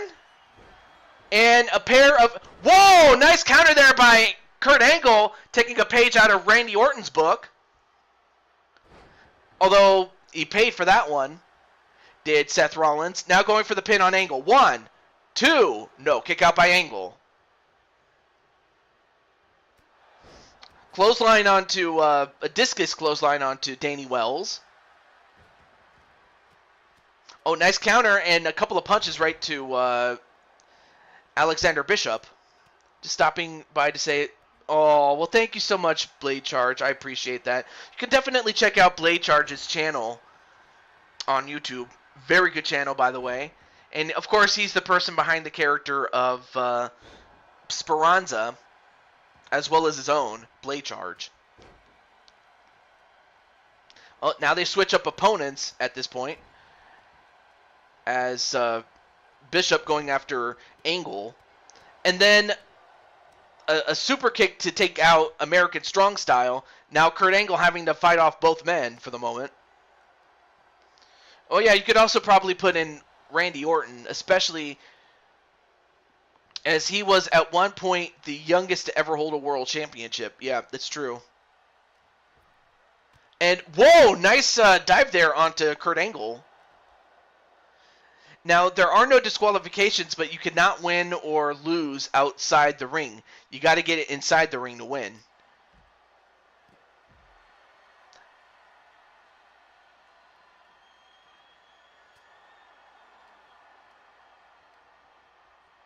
And a gutbuster onto Danny Wells. And now it looks like Seth and Alexander holding down the fort. Now Kurt Angle sent back inside the ring as Richard's going to try, or Bishop, I should say, excuse me, going to try to finish it off with the curb stomp on a Kurt Angle. And is that enough to put him down? 1, 2, no! Kurt Angle with a kick out. But how much more does Kurt Angle have? I mean, he can't take too much punishment like this. Nope. Nice counter by Kurt Angle. Although Kurt Angle a little bit slow, but turns it around. Now sends him into the ropes. And wait, what's he doing here? A Styles Clash? 1, 2, and that's enough to do it. Alexander Bishop gets the win for himself and Seth freaking Rollins, as they win the dream match.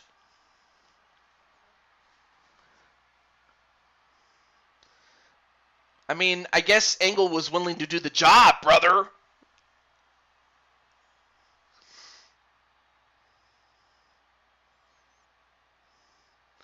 Yep, hit him with the Styles Clash. That's another guy that you could probably put in the discussion of GOAT, AJ Styles.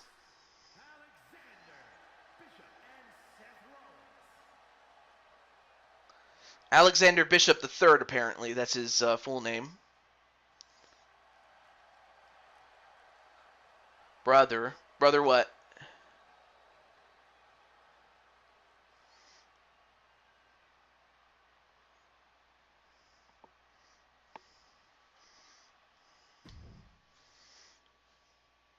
Okay.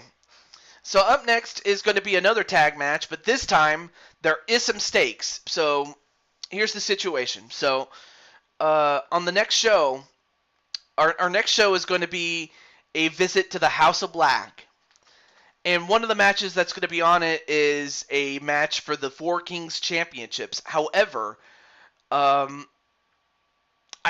previously did a number one contender match, and it was with the team of Azrael and Atticus and Brandon Cuevas and Killshot Matt Storm. However, Crushing Kelly, who is also helping with booking the event. Oh, okay. But yeah, Crushing Kelly, who was helping with booking the event, suggested the team of Atticus, Azrael, Damian Shelley, and Brooklyn Joker. So in order to settle it once and for all, we're going to have these two teams fight each other, and whichever team wins will get to join Atticus and Azrael to go after the Four Kings Championships at the House of Black. So that's really what this match is all about. So who do you think is going to win? Will it be the team of Brandon and Matt Storm? Brandon Cuevas and Matt Storm? Or will it be Joker and Damian Shelley?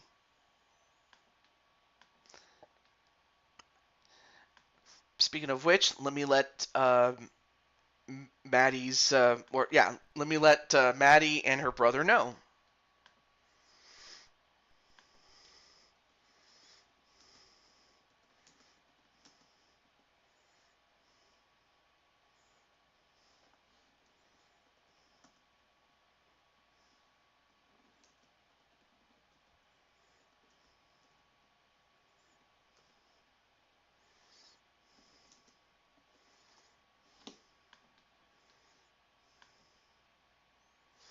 Okay. Here we go. Now, I'm not sure if Killshot and Brandon are still in the chat. I want to say they are, but let me know if you are.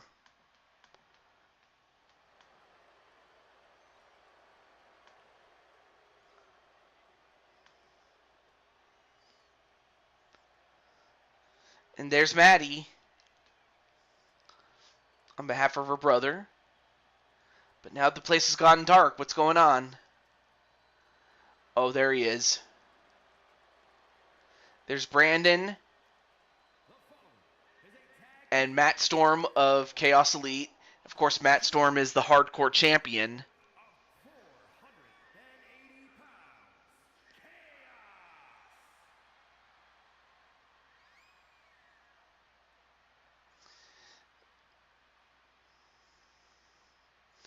And of course, there you have two. These are two killers here.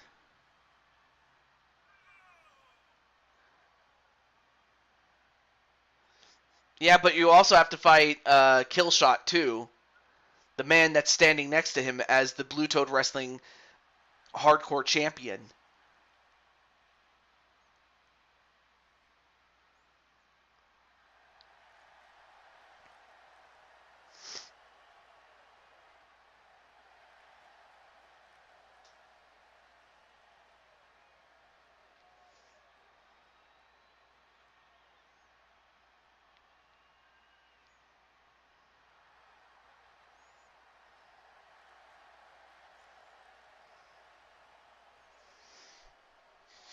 And then Damien says, I'll kick Killshot's head in two, earn myself a shot at the hardcore title in the process. I mean, we'll see if that happens, but up next, we have from the brother group of the Chaos Elite, we have from the Eliminator Club. On the left is Damian Shelley, and next to him is Brooklyn Joker. So which one of these two is going to win?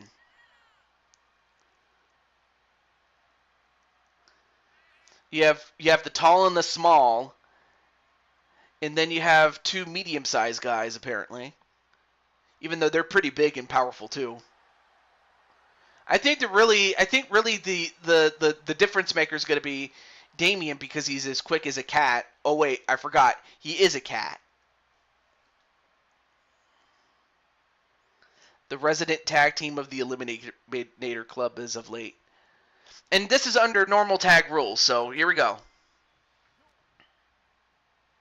Oh, but then gets caught and set right into their corner. And then a quick tag. And now what are they going to do here? The Magic Killer. And then a snap neck breaker, a spinning neck breaker though. And then, I think that might have just pissed him off right there. Then he turns it over to Joker, and now Joker comes in.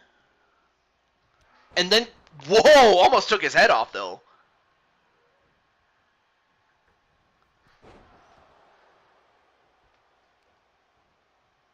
He doesn't even want to try to fight me. Although, stomped right to Joker's arm, looking to dislocate it. Then tagging in is Brandon. Although, nice float over DDT by Brooklyn Joker.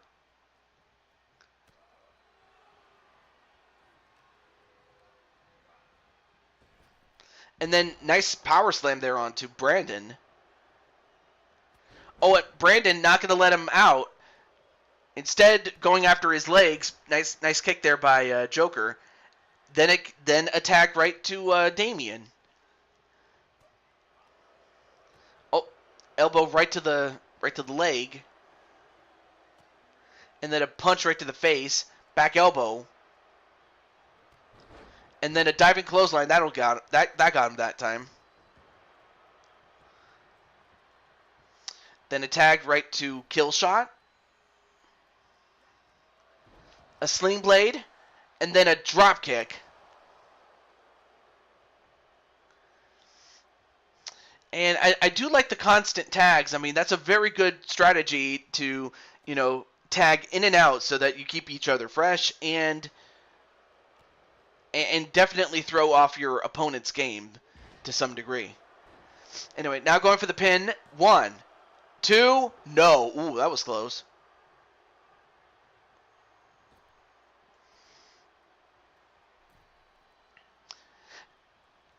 And Joker going over. Nope. Nice capture. Nice Luthez press there onto Joker.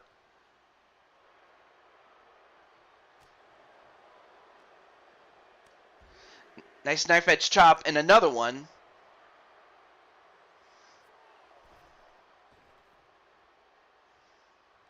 Oh, but then kill shot going right after Damien.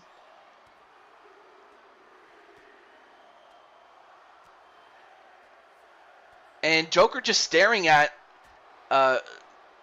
kill shot beating up on Damien, and then a bad decision there by kill shot, and as a result he gets an elbow for his trouble. I don't think Damien was very happy with Joker just standing there while he took the brunt of that, I imagine.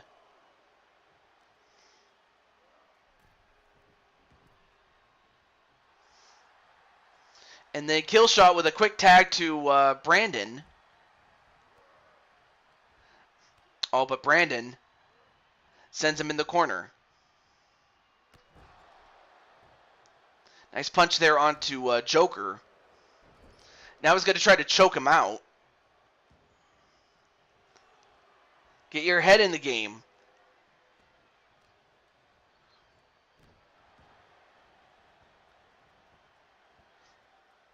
Your dad got. I don't know if I should mention this, but it was Seth Rollins and his team that won after Kurt Angle got pinned. And then, was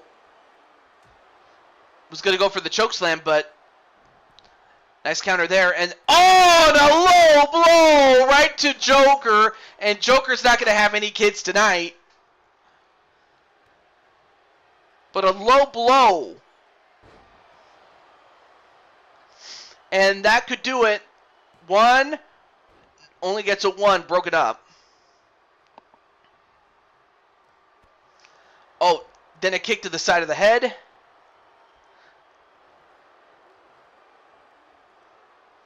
And an overhead belly to belly.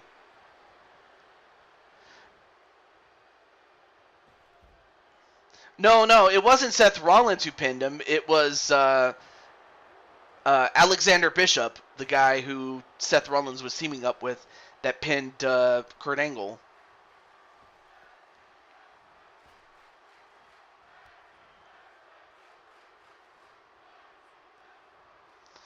And kill shot with an elbow to the back of the head. Although, one thing you never do is you turn your back on him. A suplex. And another one. And another one.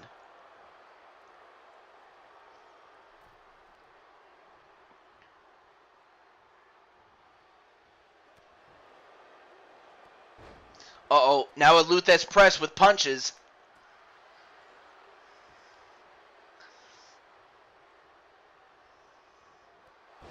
And then a Claymore?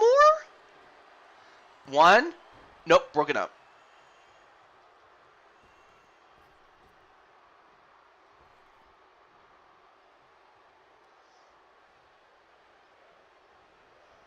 Oh, went for a kick, but countered. And went to go after Brandon, but that might not have been a good idea. But then a power slam onto Killshot, Matt Storm. Picks up Matt Storm and a leg sweep into, I forgot what he calls this though, but it's a modified octopus stretch, even though he's a cat.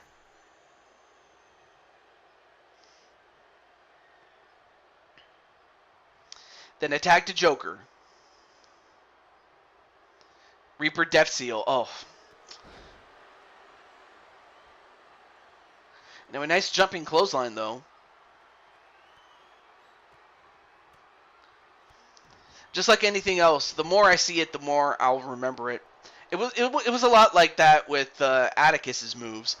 Whoa! What a spinning double axe handle punch there, and now just stomping away on Joker's face. Attack right back to Brandon.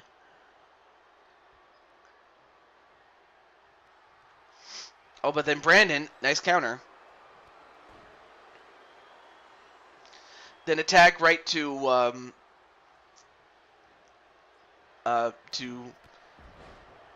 Damien. I may as well mention one other thing as far as Damien is concerned, is that, believe it or not, Damien does have a championship match on another night of Blue Toad Mania, Maddie. I forgot to mention that part. It's playtime now, Brandon. Uzumaki bite. Now just stomping on his hand. Look at this. He's stomping on the hand.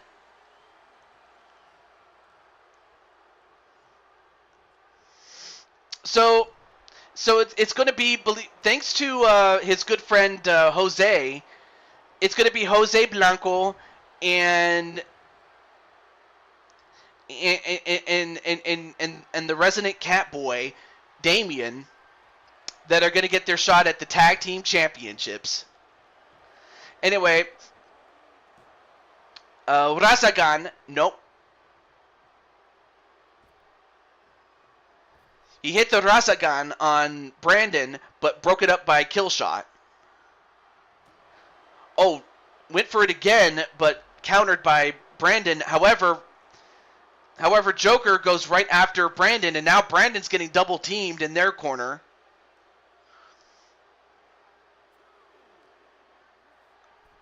Oh, slammed him right on the table, though.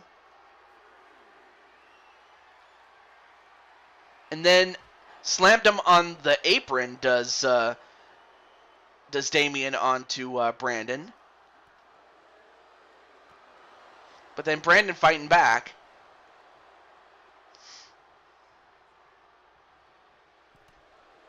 Oh, nice counter there onto Brandon. And then an elbow shot right to the back of the head.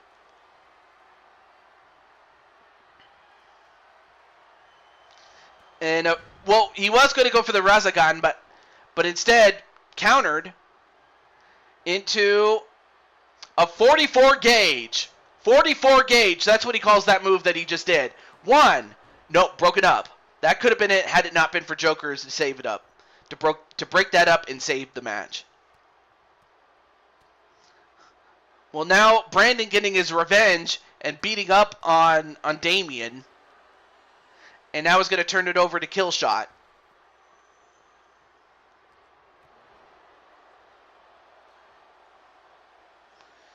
And now going to send Killshot to their corner. And, let's find out what they're going to do here. Whoa, look at the strength! How did Damien do that to... How did Damien lift a man the size of Joker over his shoulder and Joker just landed on him? Where did he get the strength to do that? And how did Killshot get out of that situation? Knife edge chop onto Joker. And now Joker caught in the guillotine. And wow! He tapped out. I thought it was just because you drank a lot of milk. and you know how? Whoa, wait. I'm sorry, I forgot. Cats don't drink milk.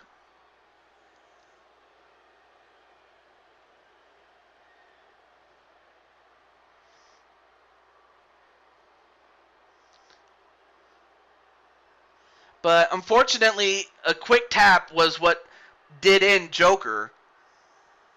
Thanks to that guillotine. So in this case, it's going to be Killshot and Brandon that are going to represent alongside Azrael and Atticus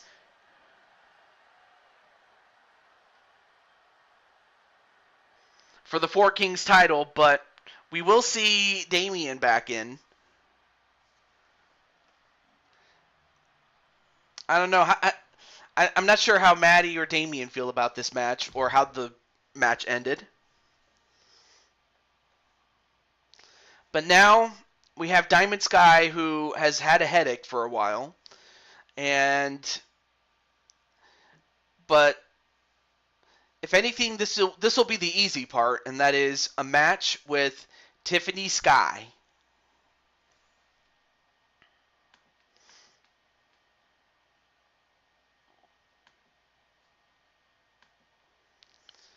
And up next, and let me make sure that the thing is on. Yes, it is.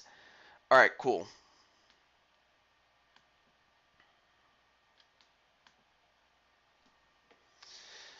So we have Tiffany Sky and, well, actually, we have the Battle of the Skies. Sky with an E and Sky without an E.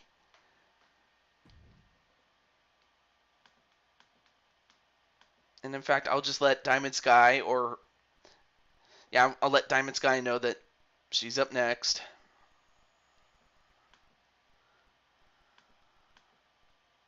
Oh, there she is. And then apparently Diamond Sky is scared, especially after what has happened. Well, this time Diamond Sky is going to go one-on-one with the former champion, Tiffany Sky.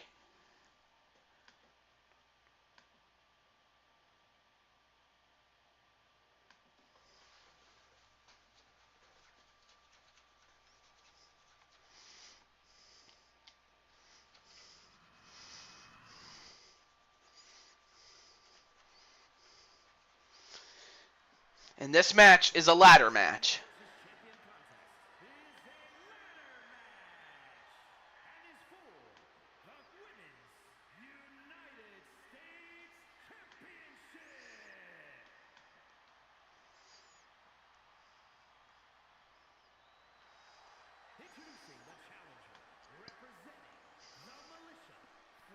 And Penelope sees Violet.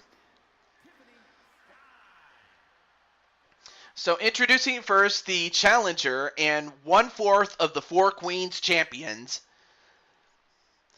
I give you the former champion, Tiffany Sky.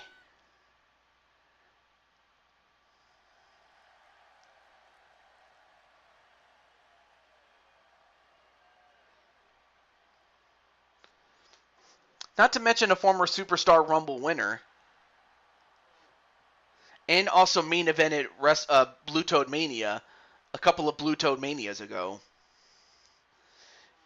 And in fact, I believe she main evented the last Blue Toad Mania on 2K20 on 2K19.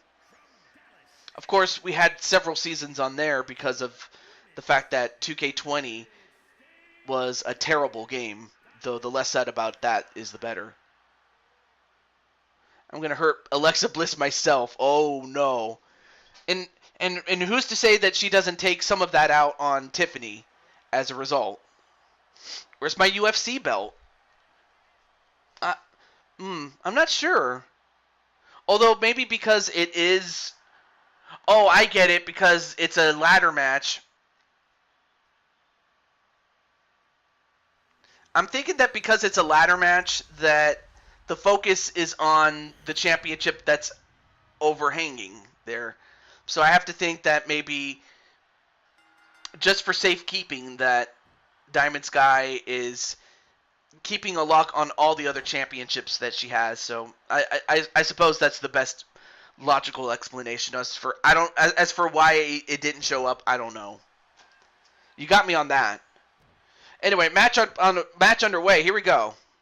Now kicking the legs out of Tiffany. And now AJ saying hello to Matt Jr. Now sliding the ladder inside.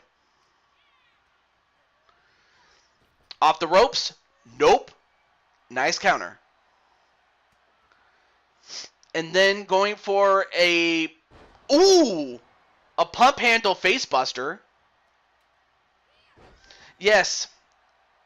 Although I feel that because it is a ladder match that happened to where only the championship you're defending is showcased.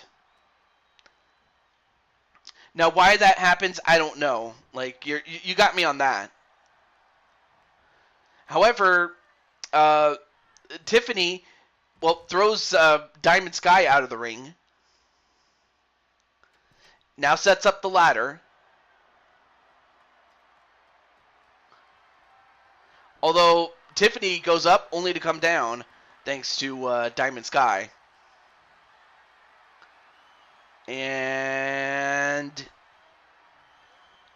clotheslines are on the top rope. Now goes up to the top.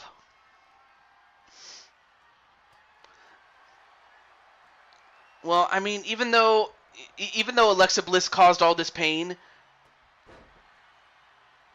if anyone is going to do it, it's got to be your sis or maybe somebody else who has a beef with Alexa Bliss. But as that happens, now both women on top of the ladder. Uh-oh. Now grabbing her by her throat. And then slammed on the ladder. And then kicked off. And now is going to bring down the belt.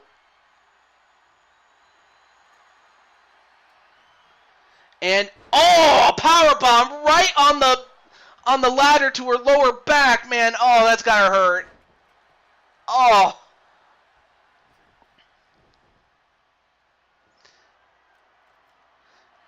I don't care. She caused pain, my sis, pain and torture.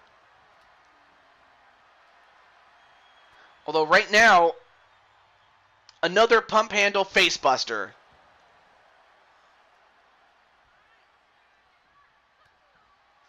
Uh-oh. Gonna go for it. The Diamond Destroyer on Tiffany Sky, and that might just knock her out.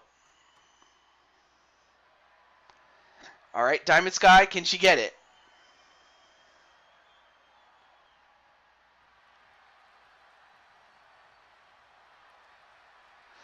Well, nope, not quite. And another power bomb, and this time her butt lands on that ladder. As if she didn't go through enough, although now Diamond going on to another level. A power bomb, and then a knee.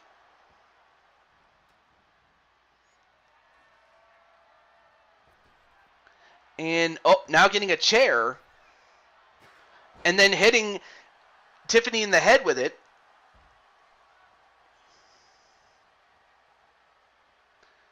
Now going to take the chair outside and get clothesline for her trouble.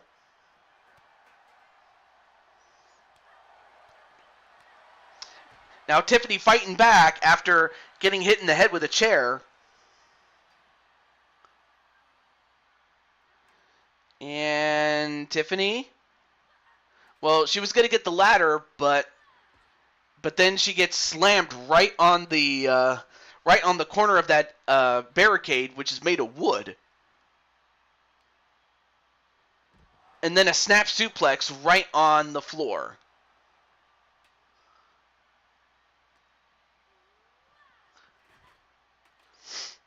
And Tiffany tripping on the chair after she was whipped. Now pushing the ladder in. Nope. Nice counter by Diamond Sky, but then now getting her head pounded on the mat outside the ring. As if she didn't have enough of a headache. And then a back suplex.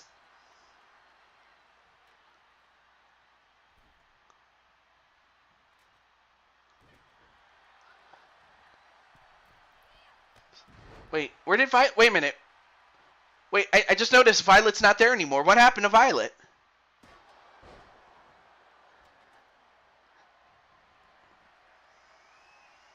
And as that happens, Diamond Sky getting a chair, and once again hits Tiffany right in the head. Oh, no. Uh-oh. I think Sarah got her. Come on, go. Violet, get back here. Oh, my gosh. And I believe she landed head first onto that chair.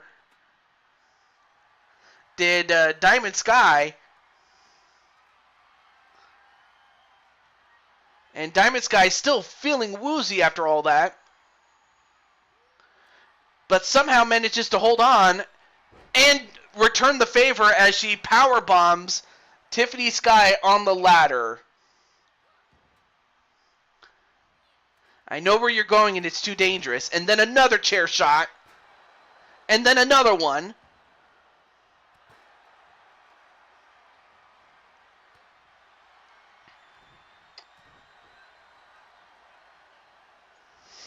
And then a back suplex again. Just continuing to go after the back. Both women, I mean, their backs have got to be hurt. Their heads have got to be hurt. I mean, how much more can they do to each other?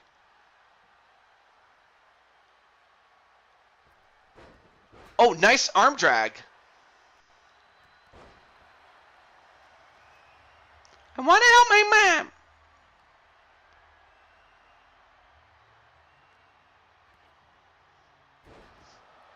And then a DDT onto Diamond Sky.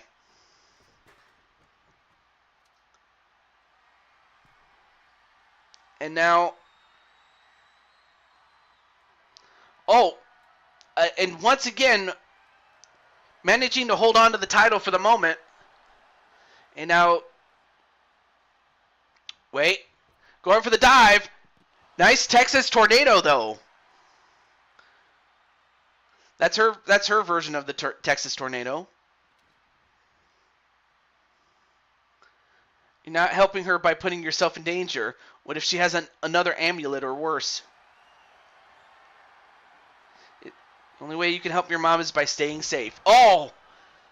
Although right now, mom is still is still hurt. Although I think that last one might have just knocked her out. Now all Tiffany has to do is just pull down the championship, and it's done. And she does get it. Tiffany Sky has regained the championship. Although we do have another challenger upcoming, and that challenger is going to be Amethyst Flames. But as far as Diamond Sky is concerned, we do have a much greater issue at hand as far as what's going on with her and Alexa Bliss. But for Tiffany Sky, she takes advantage and is the new women's champion.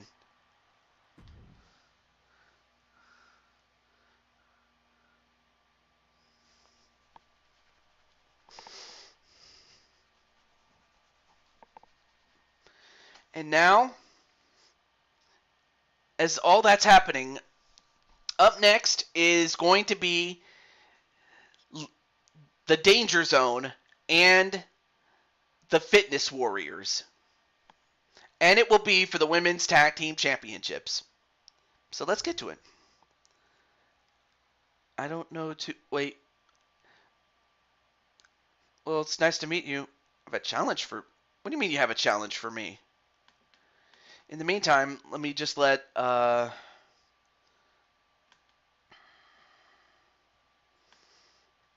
Yeah, let me just let Captain Danger and Arkham know.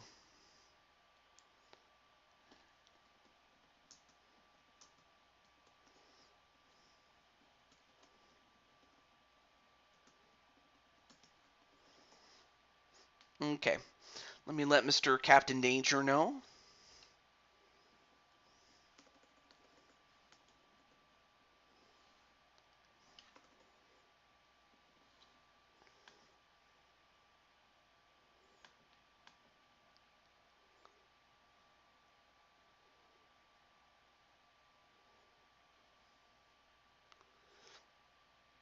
I don't know if that's how it, I don't think that's how it works there, IDK.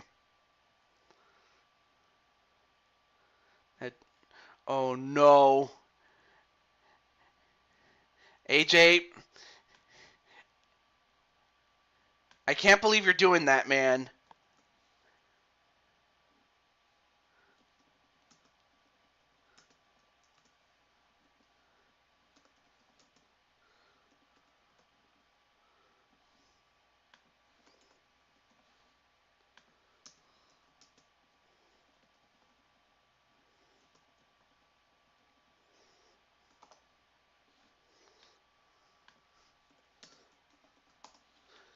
All right, there we go.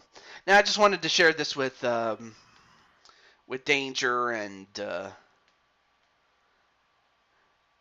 yeah, it does. Anyway, up next is the Danger Zone.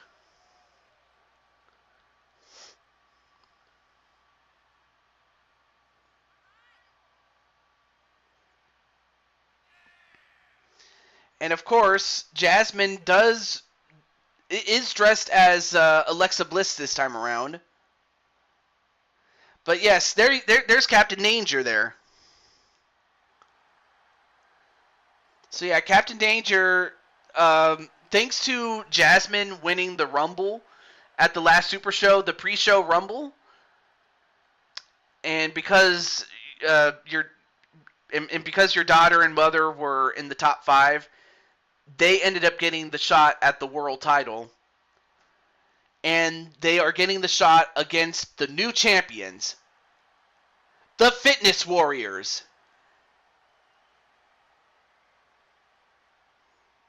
Try a different name than IDK2. Yeah.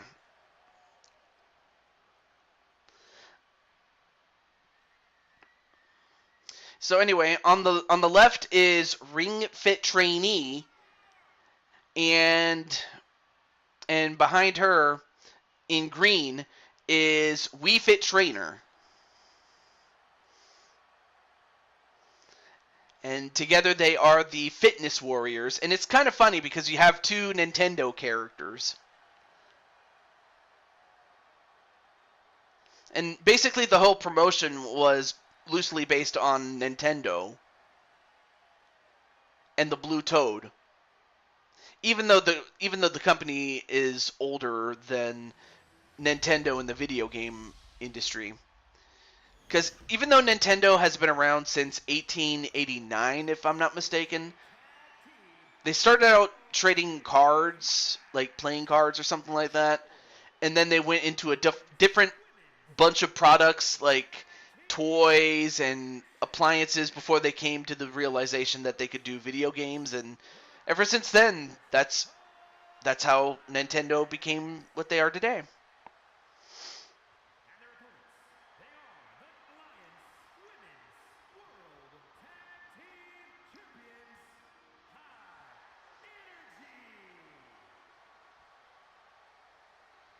Why is he letting Asheron do? I don't know.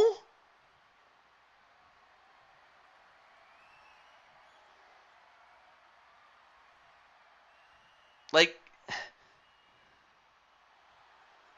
get scared. Of course she would be scared.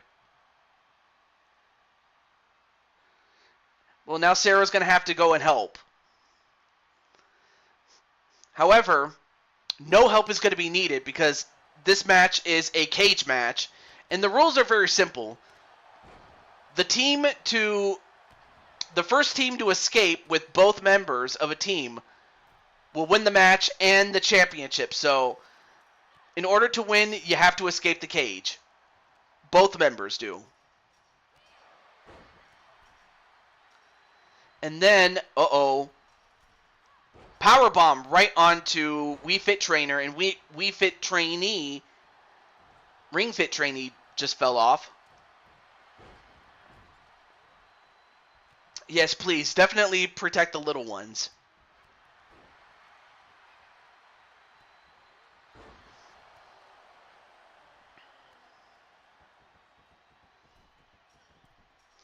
And as that happens, We Fit Trainer now going to try to escape. Although doesn't get very far as a result. Now turns her attention to Jasmine and knees her in the head.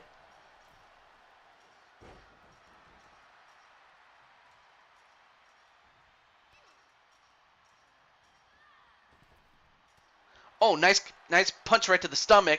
But We Fit Trainer about to exit.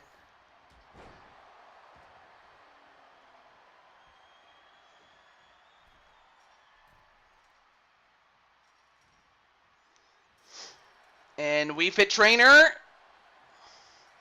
manages to escape.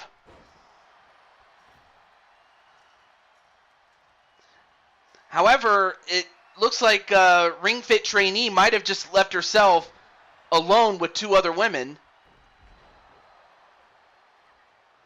As they're in the ring, as she's in the ring with two women, both of the danger zone. But it looks like Jasmine's going to be the one to escape next. And then Diamond Sky's like, "And AJ, enough!"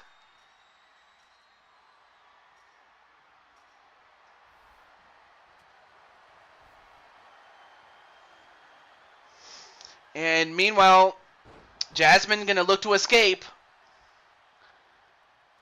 As it looks like it's going to come down to a one-on-one match inside the ring. Nice dropkick, though.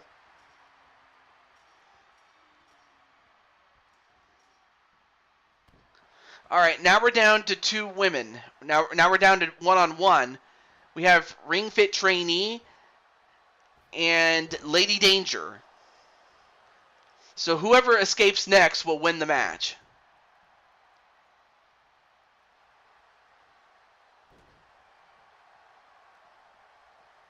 Activates her cyber suit.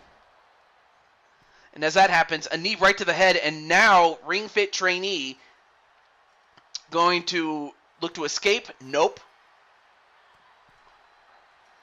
But instead gets caught and power bombed. You have a match to worry about. Snap out of it, and I'll deal with this myself. And then AJ says, "Sis, she cost you your U.S. title." In one sense, that is true. Oh, nice back elbow, though.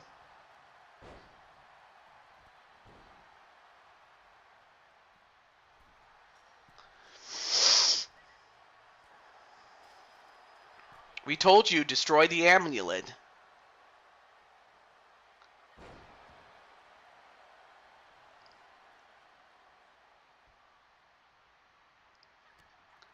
And Lady Danger. I feel like the purple girl will say "Ciedo miedo" any second now. It could happen, though. But it does look like she's going to try to escape. And for Ring Fit Trainee, she better get up, otherwise we're going to have new champions.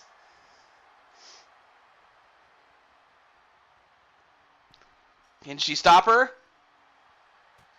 She does.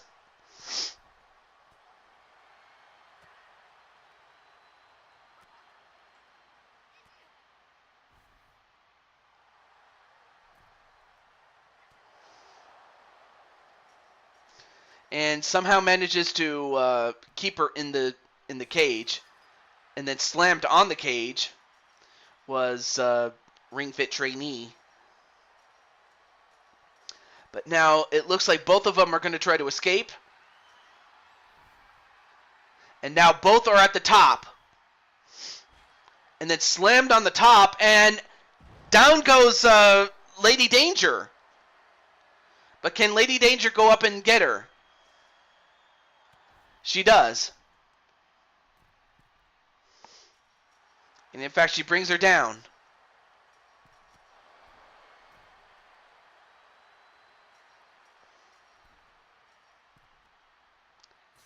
And then slammed on the cage.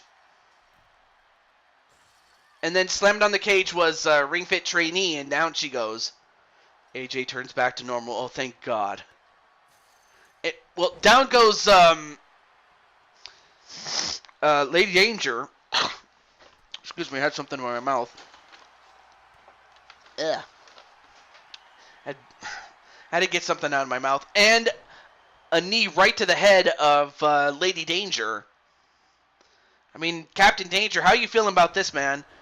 A flatliner, and now Ring Fit Trainee going to try to escape.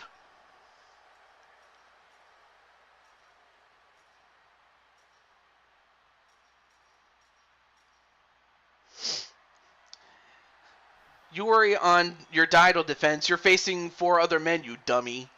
Wow. I can't believe she called you a dummy. AJ-san. And this is the same person that didn't listen to him when talking about the amulet. No offense, but that's true.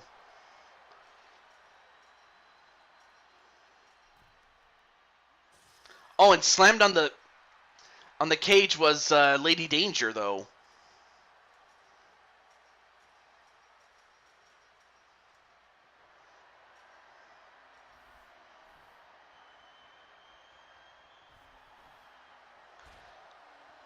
And down goes Ring Fit Trainee. I can't talk. So now it's really just a battle of who can get out of the cage. Wait, rematch clause? What rematch clause?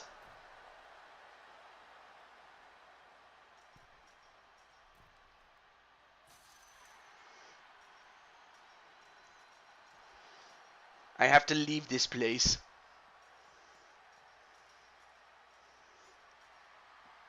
All right, now both women back up on top of the cage though for the world title.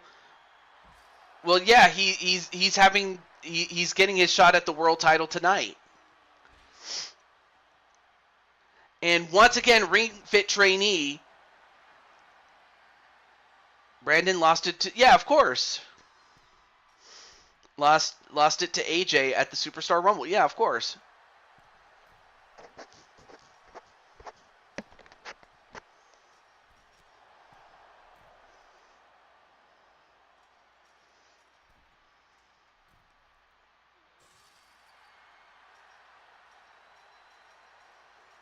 Damn, I need to... Yeah, of course. You got to pay attention more, man.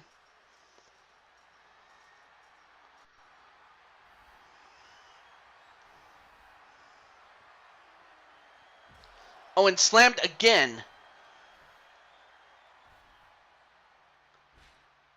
But instead... I mean, how much more can Ring Fit Trainee take?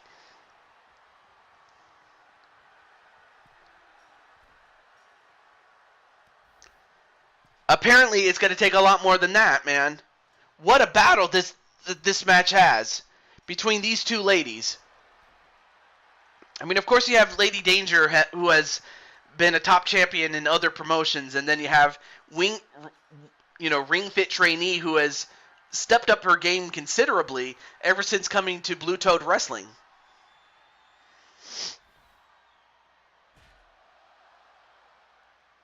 And once again sent off the cage, man.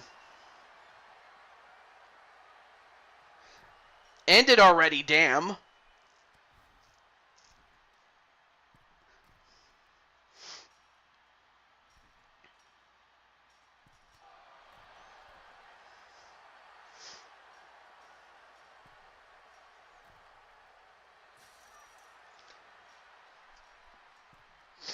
And then slammed on the cage, and down she goes.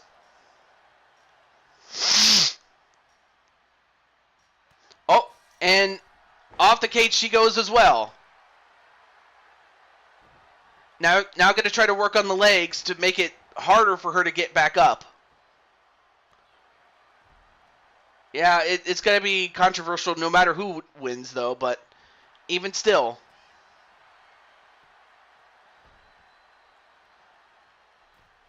All right, now going to try to climb up now with Lady Danger. I hope this is where the game gets stuck. I hope 2K24 fixes that whole ordeal. Yeah, I hope so too. Although double axe handle and she gets all of it. I guess. Oh, looks like she's gonna try to knock out Lady Danger before going up. Now picks her up again. And now picks her up and knees her in the head.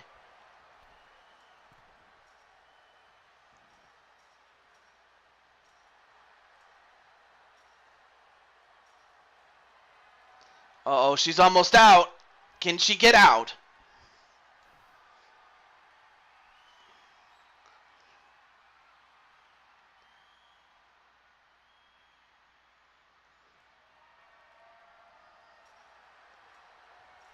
And it looks like we might just have a winner. She'll just have to touch the ground and make it official.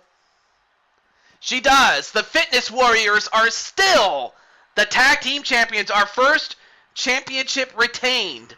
It's the Women's Tag Team Championships of the World by the Fitness Warriors. Yeah, the go to sleep.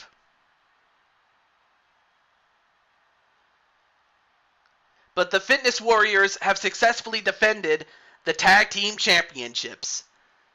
I mean, Justin was wondering, like, who would be the first to defend their championship successfully, and it was the Fitness Warriors. Ring Fit Trainee and We Fit Trainer. The Fitness Warriors. Still the champs.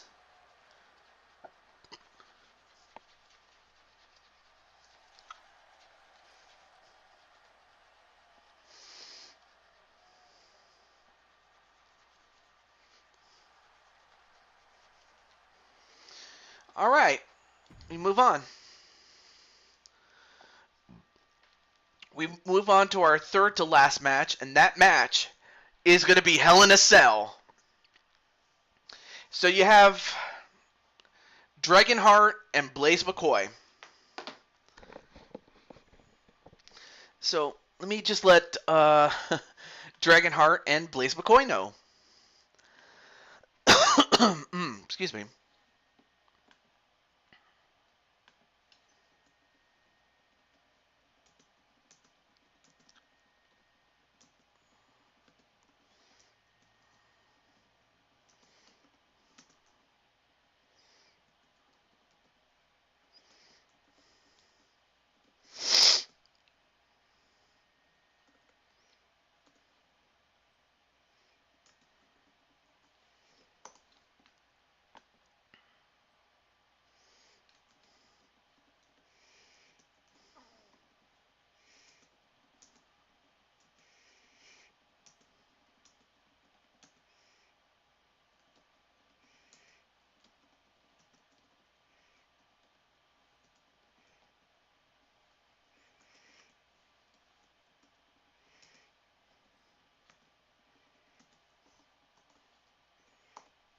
Okay.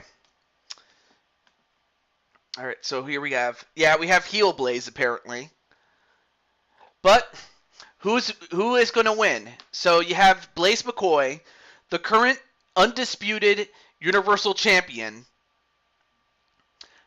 and Dragonheart, the former champion. Who do you think will win? Let's find out. Excuse me. The following contest is a Hell in a Cell match and is for the undisputed WWE Universal Championship. I have no comment on that one, Jose. Other than, Jack is just as much to blame about what happened with the broken glass incident as CM Punk, if I'm being honest with you. And as that happens, I give you the former champion, Dragonheart, the owner and proprietor of NWA.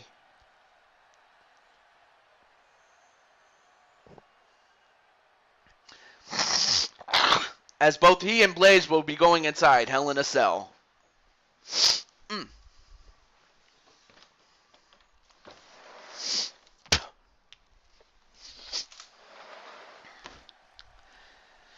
And now, the champion.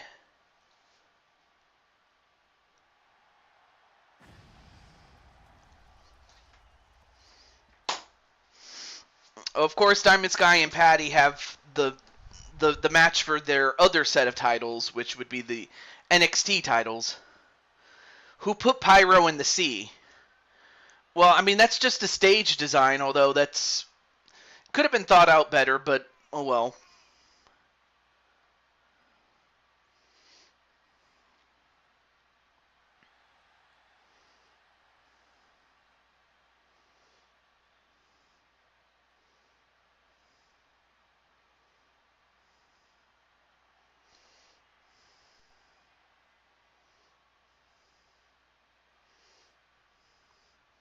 Yeah, you did that, remember? But now it's time for the Undisputed Championship. The Undisputed Universal Championship, excuse me. Introducing the challenger from Queens, New York, weighing in at 215 pounds. They're underwater volcanoes.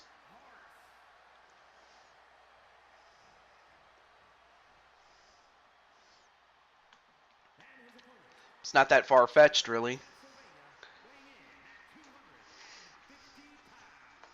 He is the undisputed WWE Universal Champion, Blaze McKay.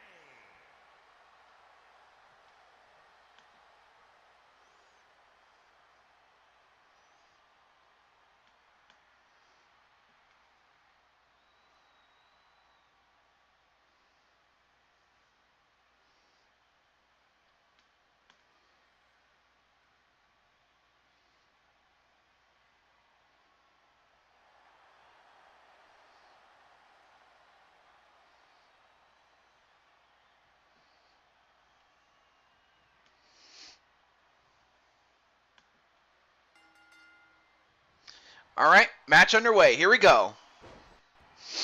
Ah. Now immediately going for the armbar. Nope. Now this is one fall to a finish. It's one fall to a finish, and it has to take place inside the ring, pinfall or submission. Otherwise, the match will go as long as it will go until the winner has been decided. Now bringing in the table here. Now going for a couple of elbows.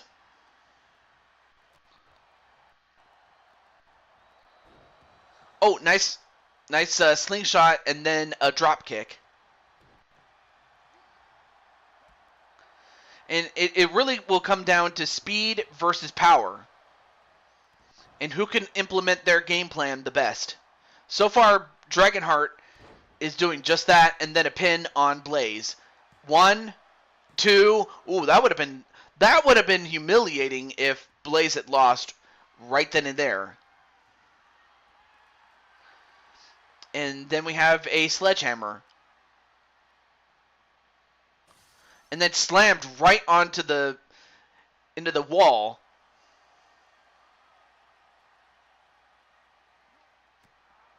Oh, nice punch there. And then another one.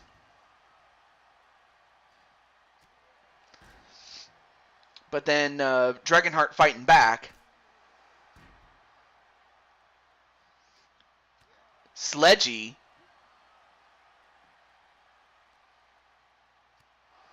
Wait, when does he say that?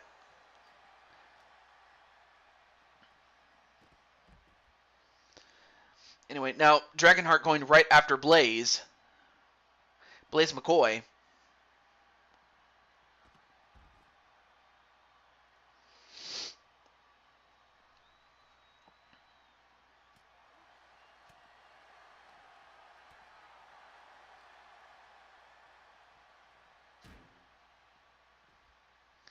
Or naturally whenever he has a sledgehammer in his hands. Oh.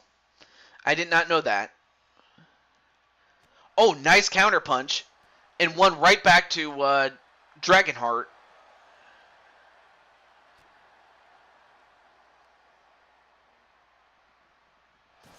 And whoa! Thrown right outside of the cage onto the outside.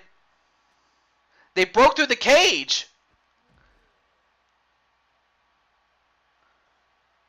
Oh, this is not good. Every time they break out of the cage, only something bad is about to happen. I know it.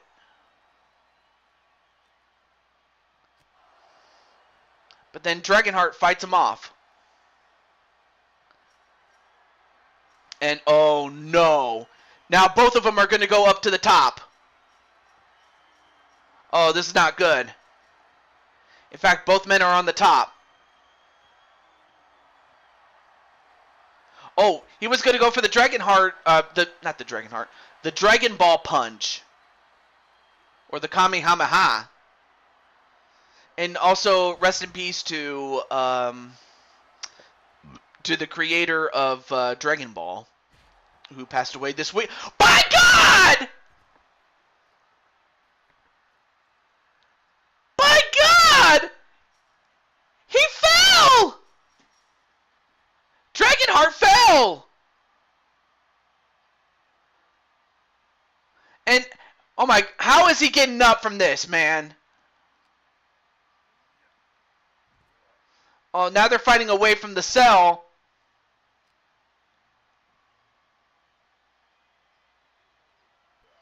Oh, now trying to break his arm, too.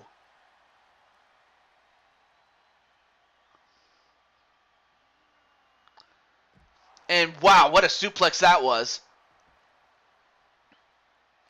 And that ramp is made of wood.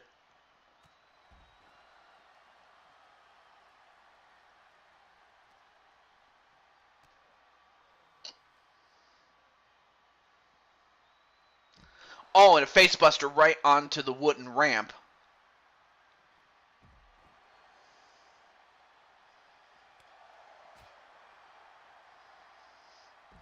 Mm-hmm.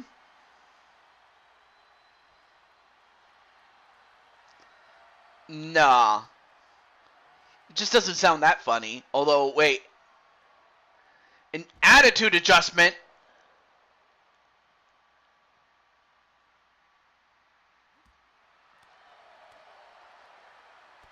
Oh, back elbow.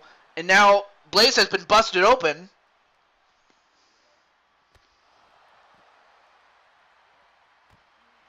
And now, yeah, Blaze has been busted open.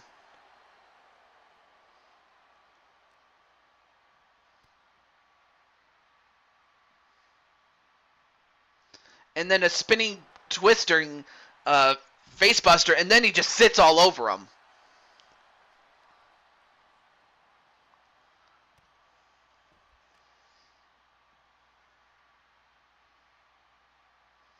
And once again, tries to dislocate the man's arm.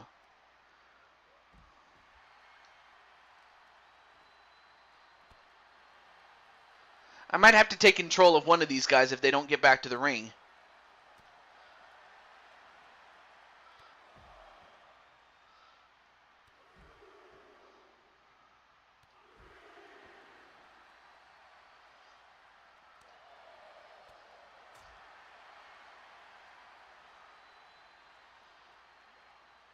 And a flapjack. Alright, I'm going to take control of Blaze here.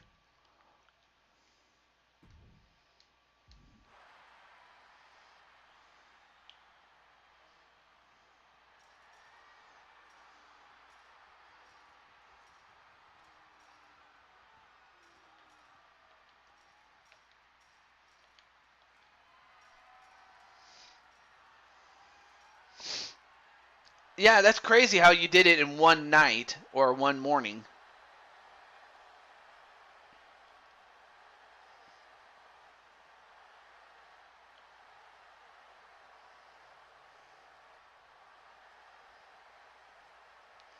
And now Blaze just taunting Dragonheart to get up to where he is, though. Hey, what's up, Chris?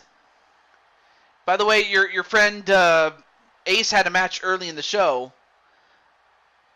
When the show started, I was lurking. Oh, okay, so you didn't talk until just now. All right, cool. But it is nice to see you, though.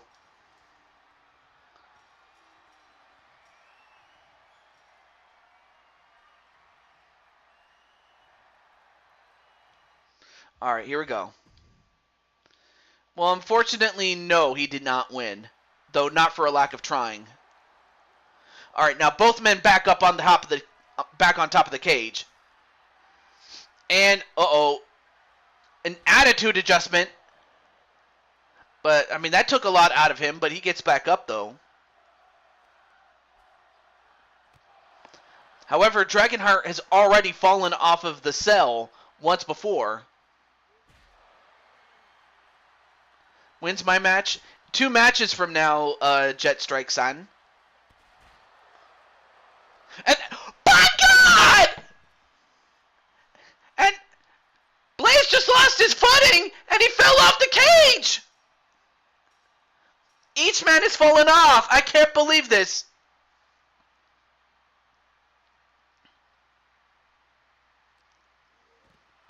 We're the main event, Jet. Yeah, that's true. But, and yet, how is Blaze as well as Dragonheart still fighting off of this? This is insane, man.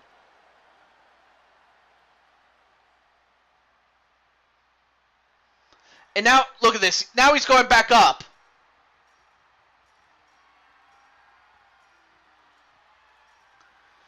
And now, look at this. Now they're going to fight on the side of the cage.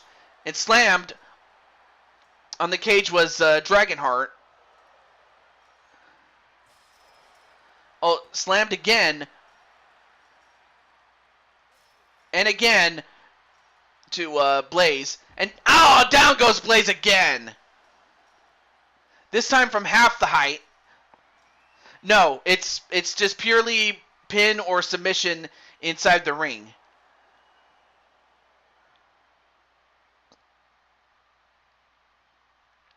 This is not cyberspace rules, though.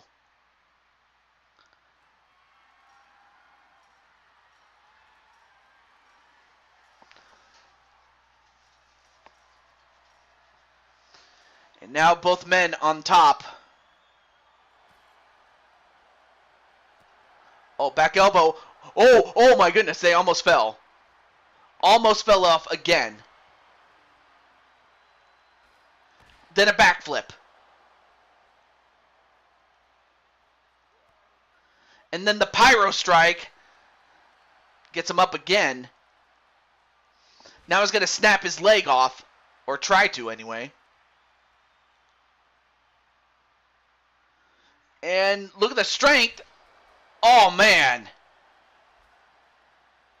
Just deadlifting him with a German suplex. Nope. Nice cap. Nice, nice Kamehameha punch. Or, I'm sorry, it's a Hadouken punch. Excuse me. He got that off a Street Fighter, though. I mean, he was a young lad when Street Fighter 2 came out. And now just punching the lights out on Dragonheart.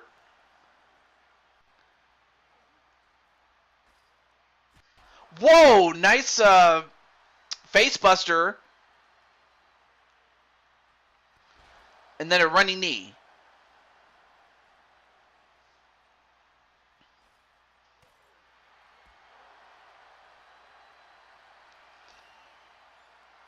And then a stun dog millionaire.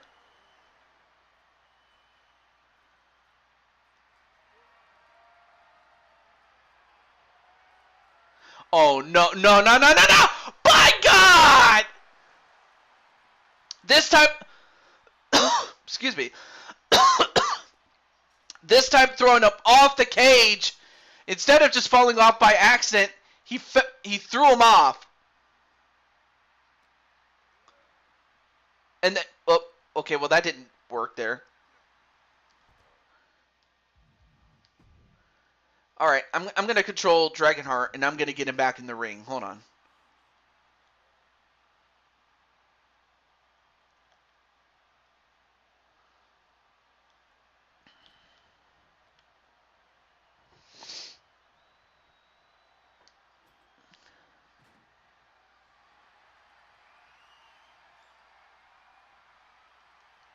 All right. I'm gonna set the table up just for shits and giggles. There we go. All right, now we can get this match in the ring.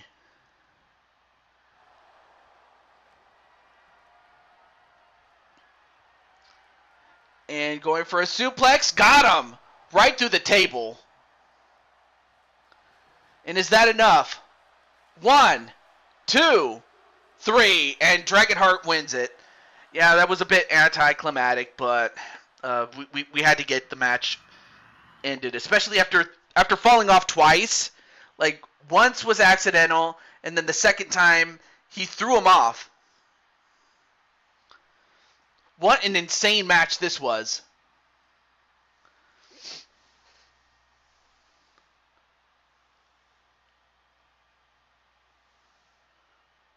And then, yeah, this was the one that ended the match, as if his back wasn't hurt already.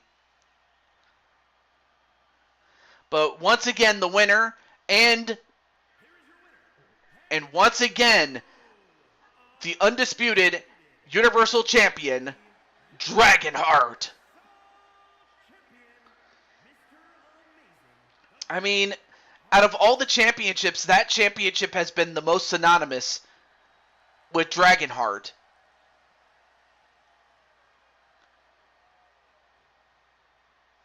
But congratulations to Dragonheart as he has regained the championship that he lost at the last Super Show.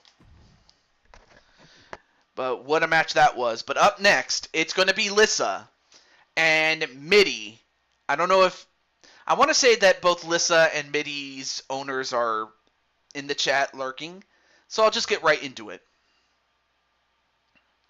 And this one will be for the Blue Toad Wrestling Women's World Championship. You have the former champion, Lissa, against the current champion, Mitty. And of course, Mitty was fortunate enough to win the championship at the last Super Show, The Great Escape. And it was inside of a steel cage, but this time around, there's nowhere to run and nowhere to hide. And as for Lissa, she wants to regain the title. Yep, it's Operation Endurance, because whoever wins this match will not only become the champion, but they will go to Night 2, and the winner of this match as the champion will go to Night 2 and will face off against... I forgot. I believe it was... Her name escapes me. Her name escapes me right now.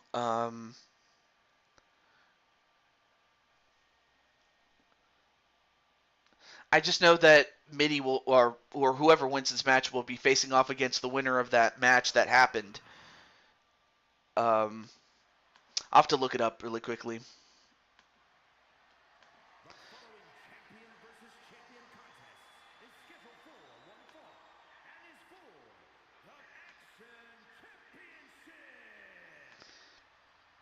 It's just that the name escapes me right now.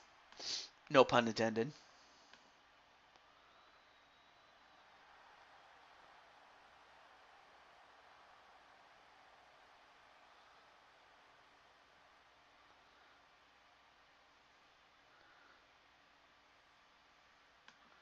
Oh, right. Now I remember. It was Cassie Bomb. So Cassie Bomb will be facing off against the winner of Mitty and Lissa. So Cassie Bomb will be facing off for the championship, the Blue Toad Wrestling Championship, that is, against either Lissa or Mitty. So introducing first the challenger and former champion. She is the Four Queens champion and the ECW champion as well as the left right championship. So she's got a lot of belts. But there's one belt that she wants, and that's the world title. There's Lissa in the ring right now.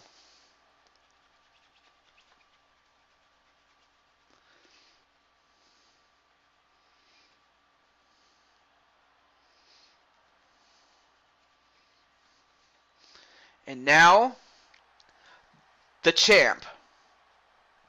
The now record-setting 5-time champion. Something that I never thought I'd ever say because, you know, the number of champions that we've had, nobody had been able to break it until Mitty did.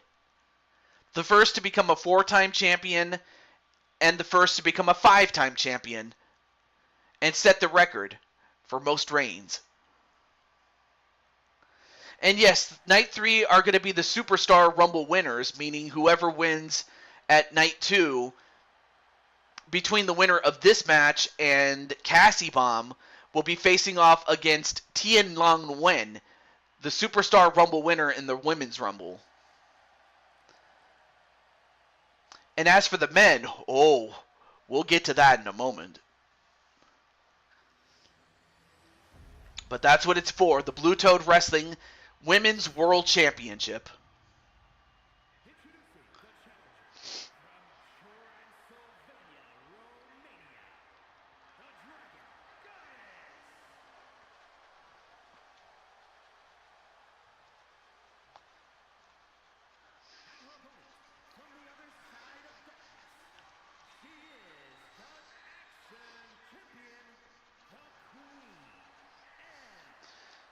And there's Mitty.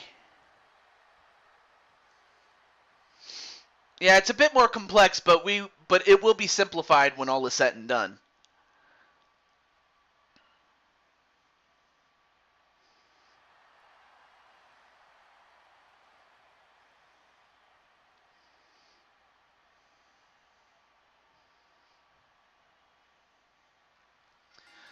All right, match underway. Here we go.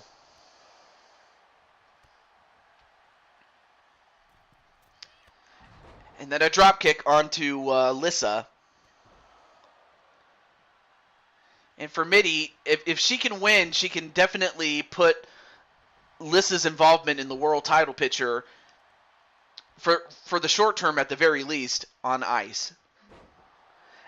Although for Lissa, this is her chance to regain the title and continue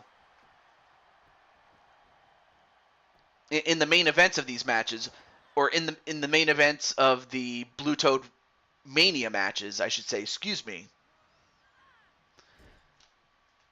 And that's about as simple as AJ can make it. Go in, kick some butt, and remain as champ. Easier said than done, but it can be done. And now Mitty gonna stop a muddle in her. And a leg drop. Now this is normal rules, so they have to win inside the ring. And that a count out will not do Lissa, regardless of who gets counted out, any good.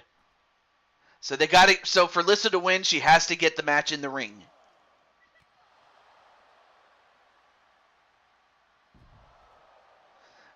Brandon would like to become the world champion for a 3rd time and not lose it on his first defense.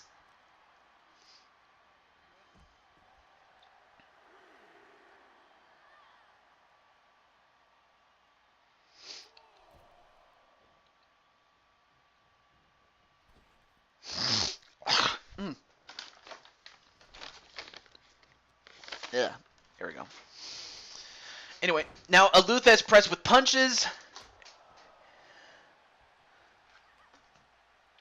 But I mean, I may as well ask Mitty, like, how does she feel having achieved what she's already achieved, and that she's in the main event spot in Blue Toad Mania, regardless of whether it's the semi-main or the main event.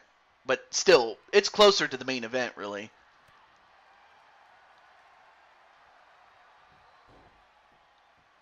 And then a drop kick onto Lissa. Oh, now taking a page out of Diamond Sky's playbook, the Diamond's Kiss. Oh, but Lissa powers her way out. I'm amazed at my successes here. I didn't think I'd get this far. Yeah, but I mean, you're also a former Money in the Bank winner.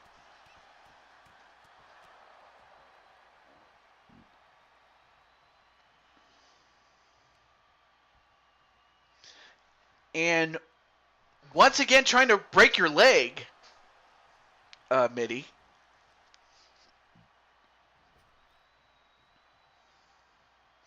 And now both women outside. Now the count is about to start. And then set right into the steps. And of course, those steps are made of rusted metal. So yeah, not a pleasant, not a pleasant thing to run into. Now being stretched like an octopus, or a pretzel, if you will. And whoa, I'm surprised Mitty had the strength to do a hip toss to Lissa, despite the fact that Lissa has the size and strength advantage. And then Mitty throwing her right into the barricade several times. It did rain during its construction, though. What if there's a count out? Then what, TJ? That's a good question, though. Now the count is up to 8, though. Oh, but she's not going to take the cheap count out win. Oh, that's a huge relief, though, as far as Lissa and everybody else involved.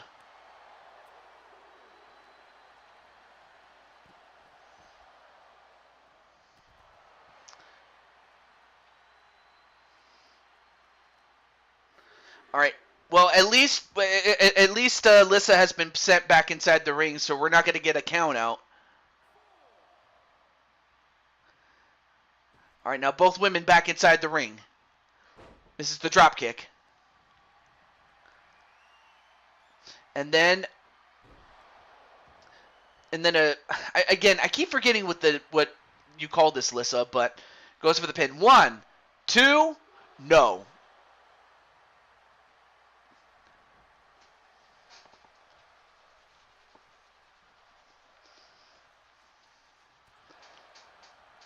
And Lissa, a rolling neck breaker. Oh, was going to go for a kick, only to get kicked in the face herself with those heels by Mitty.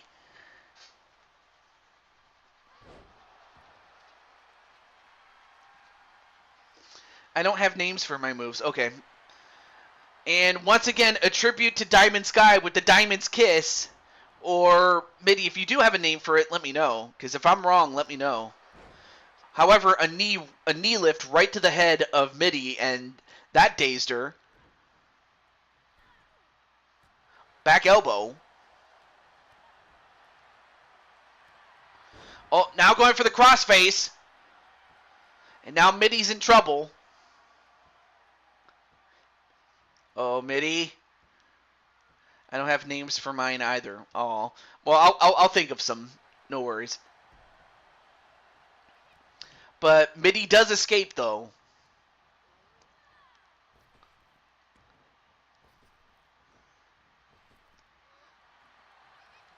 I mean, and the same could be said for Lissa, because Lissa did win the Queen of the Ring tournament and became Queen of the Ring herself. So that's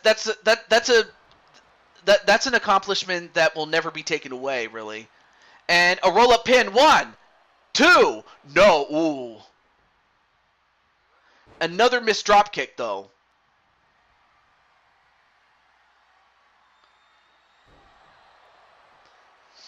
And then a schoolgirl package. 1, 2, and that's it. Lissa got it. The Queen's Lock. That's not a bad idea. That's not a bad name there. But instead,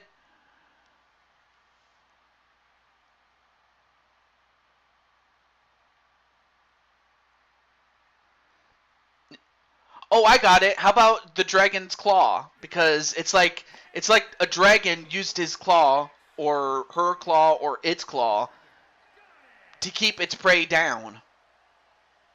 The Dragon's Claw. That's what we'll call it, because I mean, you are the dragon goddess, so we'll go with that. The dragon's claw. So for Mitty, she does have the rematch clause in her favor, but she'll have to use it post Blue Toad Mania and going into 2K24 will Mitty. But for Lissa, she moves on and she will be the one to face off against Cassie Bomb in Night 2. So Lissa will have another match at Night 2. So let me see. And again, I'll have to get together with your ex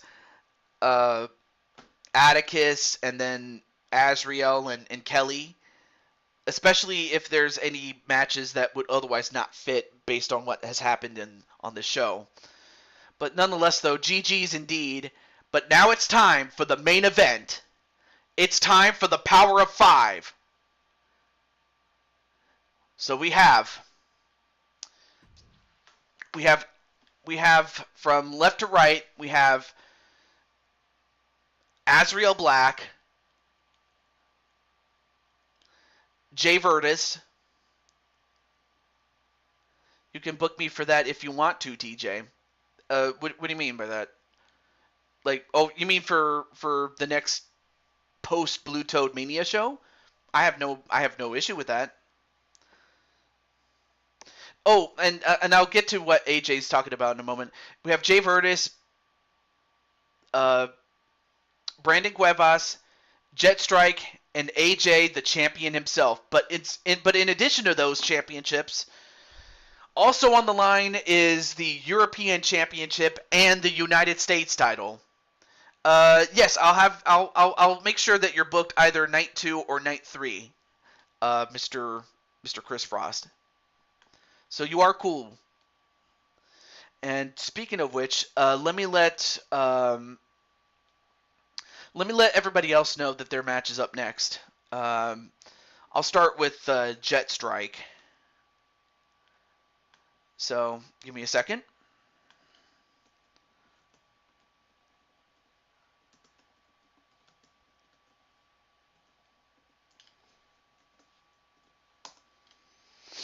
Okay. Yes. And then let me get Brandon.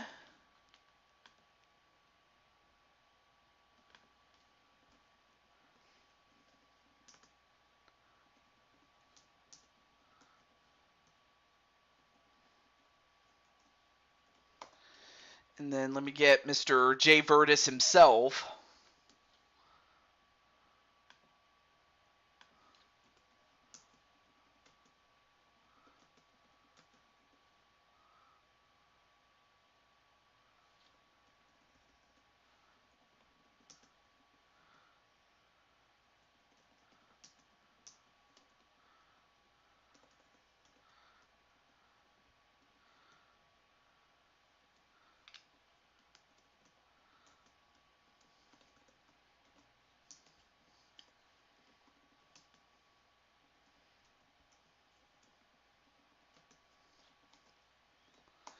All right. Let me check the chat really quickly. Oh, there he is. Oh, and there's also Azriel Black. I was gonna get you, but you're here. All right, cool. So as AJ, I already mentioned the stipulation to AJ, but I'll reiterate that whoever finishes in third place, or i.e. is the third eliminated, they become the United States champion. And then the last person to get eliminated gets the European title, and the winner is the world champion. So we have some stakes in there. Well, what do you mean? What do you mean raise the stakes a little more? Finally, it's my moment. Back to the top. I'm taking the Blue Toad Wrestling Championship. Well, what's the stakes? Like, what are you talking about? I will just say this, though. Whoever does win this match and the championship will be defending the championship on night 2 against Drawer Man, as he was the one who won that Elimination Chamber match to get that opportunity. And then whoever wins that match will face off against Wally, who won the Superstar Rumble a couple of shows ago. First person to get eliminated gets a shot at the world title. I don't know about that, though. At the first Super Show for 2K24, I mean, I'll consider it, but I'm not going to hold you to that. But I'll consider it, but that doesn't necessarily mean I'll actually act upon it. I'm just gonna say that.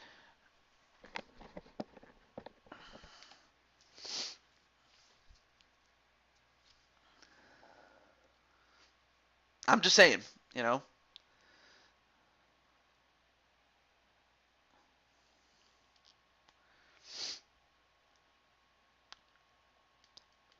But I don't want to take up too much time, so let's get right into it. So really, the only person that would have a rematch clause, if anybody would be AJ, as he's the one that's defending the world title. So there's that.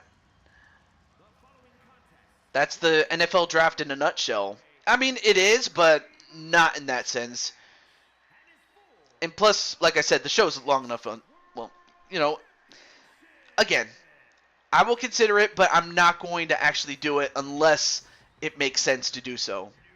And no, it's not the NFL draft in another nutshell. But anyway, I give you, first up, from Newark, New Jersey, I give you the brother of the man who made this arena, of Jose Blanco. I give you, from earlier in the show, Brandon Cuevas. Yeah. But anyway, you know what? I'm going to do this. I never thought I would do this, but I might consider doing it. Let me see if I can find him.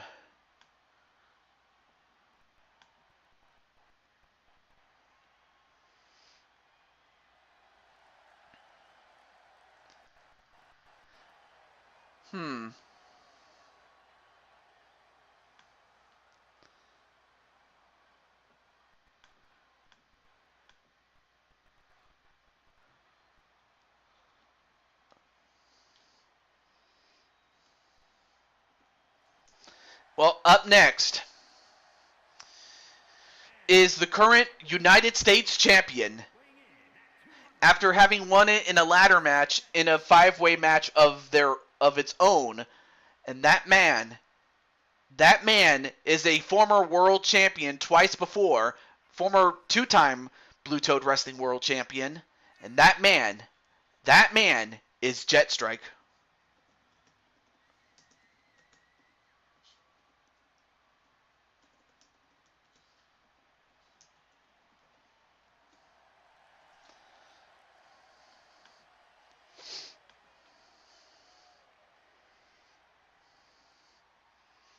Do what, TJ?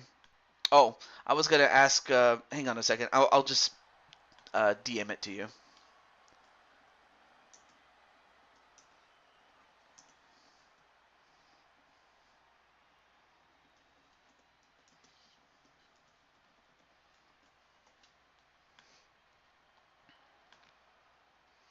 All right. Here I am. Ha ha ha ha ha. And next, I give you a former world champion as well. Former 3-time world champion, if I'm not mistaken, in his own right, and that is another member of the DWO. And 4 Kings champion, Jay Virtus.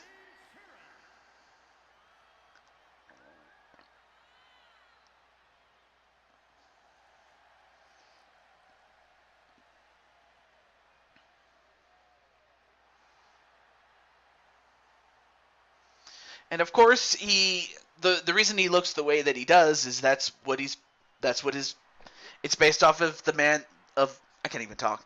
It's based on his real life look is what I was trying to say. Can't talk.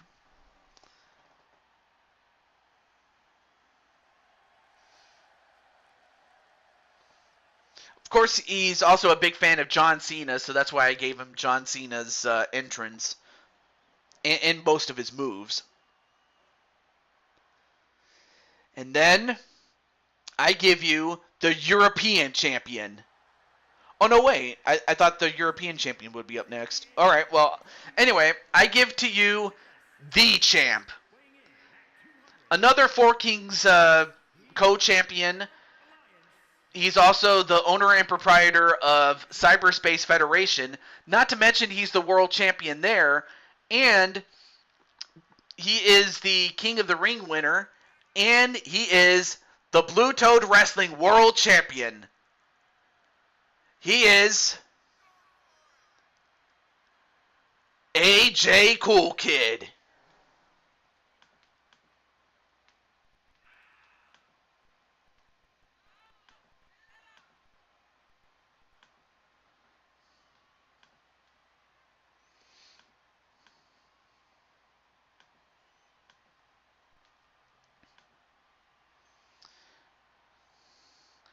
Yep, he's got Big Blue, and he's... Oh, hang on. And now my co-commentator for this match. Hello.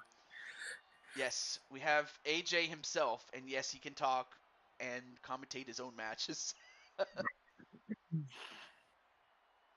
And I just home. mhm. And Peter Griffin is predicting that there will be a new Blue Toad Wrestling World Champion. That could happen. That could very well happen. But I give you the European champion, but he's also one half of the tag team champions of the world. And of course, he'll defend those championships on night 2. And I give you, as part of the House of Black, Azrael Black. So, AJ, out of all these guys, who do you think has the best chance to possibly walk away with this? I'm hoping myself, but if not myself, either Azrael or Brandon, most likely. Well, we'll see. I know that naturally you want yourself to win, and of course, you should. Definitely. Although I guess if anyone's going to pick Jetstrike, it's going to be Jetstrike himself. Thank you, Golden Face 15.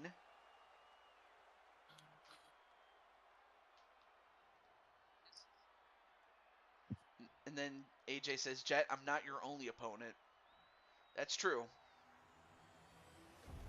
So this and 2 other titles on the line.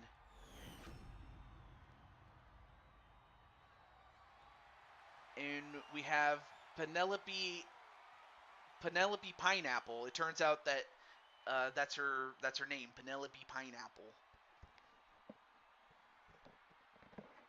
I don't think it'll be the last time he gets a shot at Big Blue. It's just that he just has to make good on this one. Because unless he wins a big match, then this might be his last one for a little bit. I'll just say that.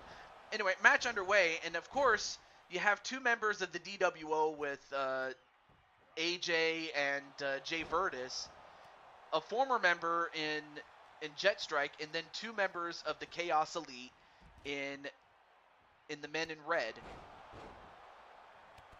Azrael and Brandon. Heard that the House of Black are fighting each other for Chaos Elite. Yeah, that is kind of weird. That now you're fighting off against your teammate and a pin outside the ring. Ref, nope, kick out by Brandon.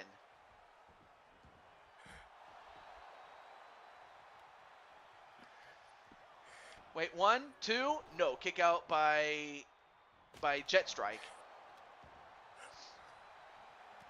Now AJ going after Azrael. And then Going after probably both men. Mm-hmm. And now a pin onto Jay Virtus after the... I always forget the name of that move that you added. The Cosmic Strike. The Cosmic Spike. Cosmic Spike. Okay. And now Jetstrike going after... Oh, and then hitting him in the head with that kendo stick was AJ to Jetstrike. Busted open.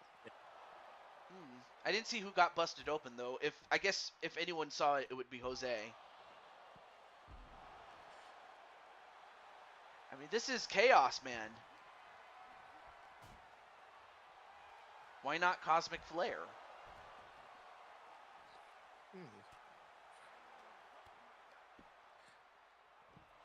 And AJ has been busted open after that double arm DDT. 1, 2. No, that was a kick out by Jay Virtus as he was the one getting pinned. Then a German suplex onto Azrael. And then a black hole slam onto Jay Virtus. And then a pin on Jay Virtus. 1, kick out by Jay Virtus. So AJ has been busted open. Oh no! Oh no! Oh, the referee just got accidentally kicked in the face by Azrael by mistake. Oh! The referee just got taken out by Azrael again by mistake. The referee in the worst possible spot. I think we might want to. I think you might need to pay her extra, TJ.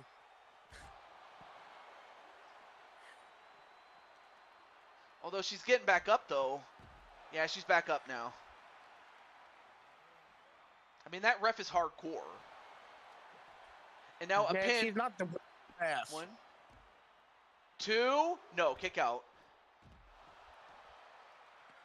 Yes, it was an accident.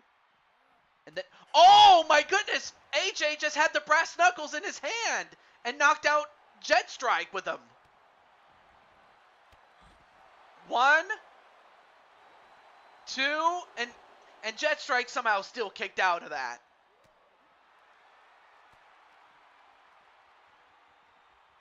But I had no idea. You know what? I guess that was the part of Acheron that came out of you. That was like, take the brass knuckles, kid.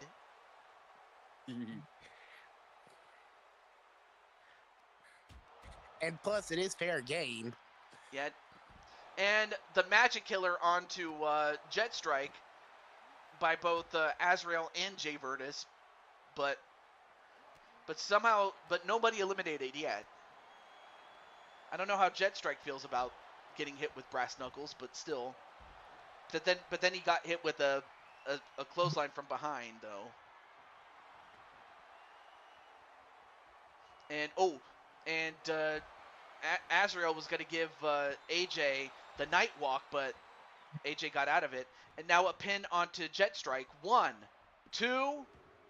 Jet Strike eliminated by Brandon Cuevas. So unfortunately for Jet Strike, he is the first to hit the showers.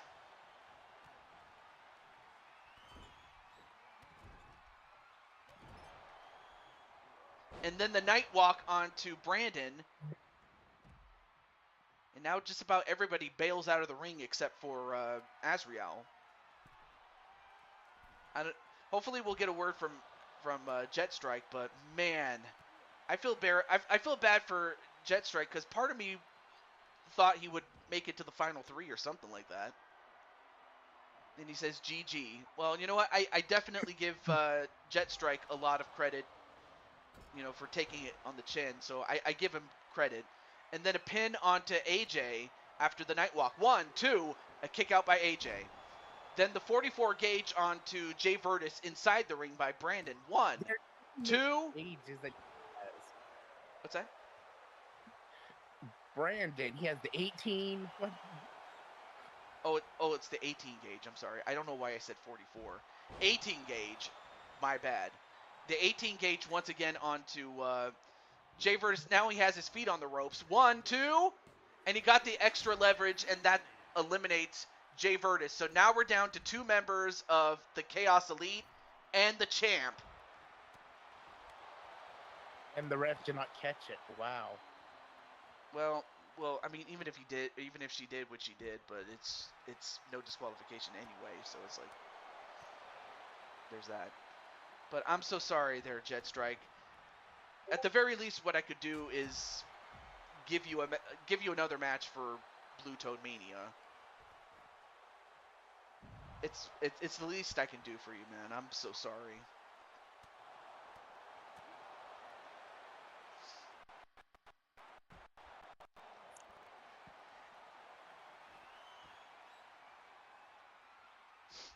Oh, I don't know if you know this, but Flame says she caught her match, and she loved it.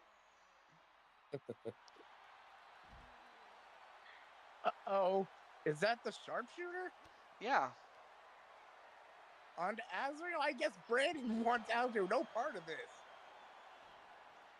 And anyway, and then the Diamond Destroyer from her sis, from his big sis.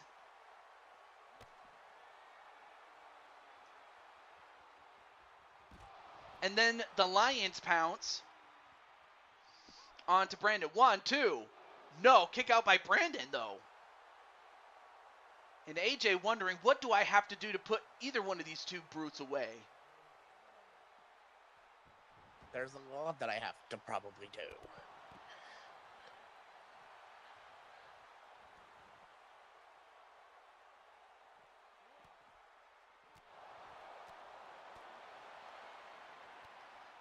All right, now all these guys are fighting on the ramp, but again, thankfully...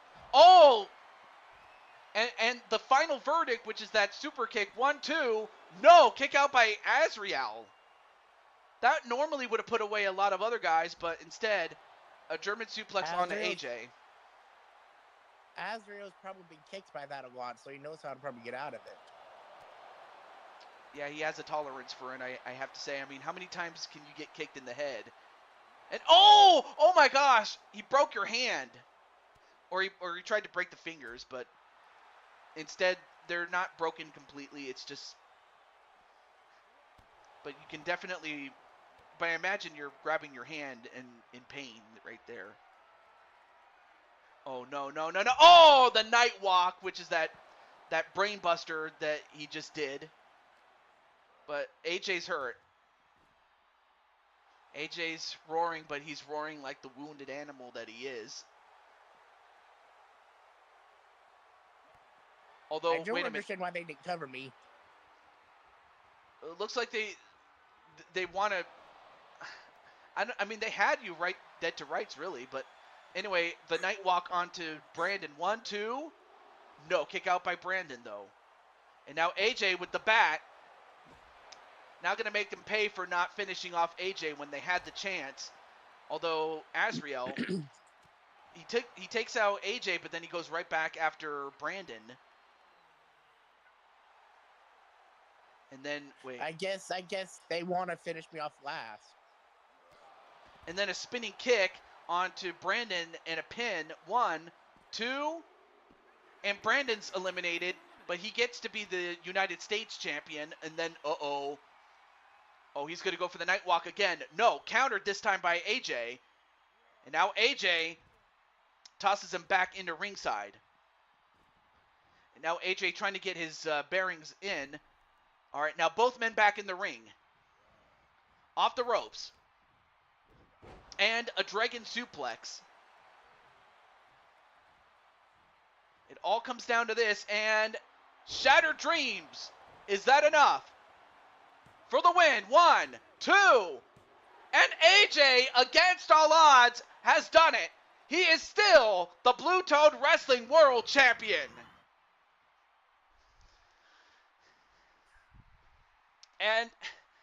And of course, finishing in second place and still the European champion, Azrael Black. But the winner and still the world champion is AJ. Yes, that's right. You get to keep your European title, so you get to keep it. But Brandon does get to have the United States title, though. I might actually have to make a United States title match with Brandon and Jet Strike and whoever else is worthy of getting a shot at that title. Either day 2 or day 3, whatever happens to be the case. But AJ survived night 1, but that means that going into night 2, you get to face off against Drawerman. And for Drawerman, do you have anything to tell? Do you have anything to say to him? I will bring it to him. And I noticed. Real floating. Yeah, I know. I just noticed that. Like, he's just floating. But I mean, of course, it's not out of the realm of possibility that he can fly. And in fact, you can't see it on camera, but now Azrael's flying. He's flying out of here.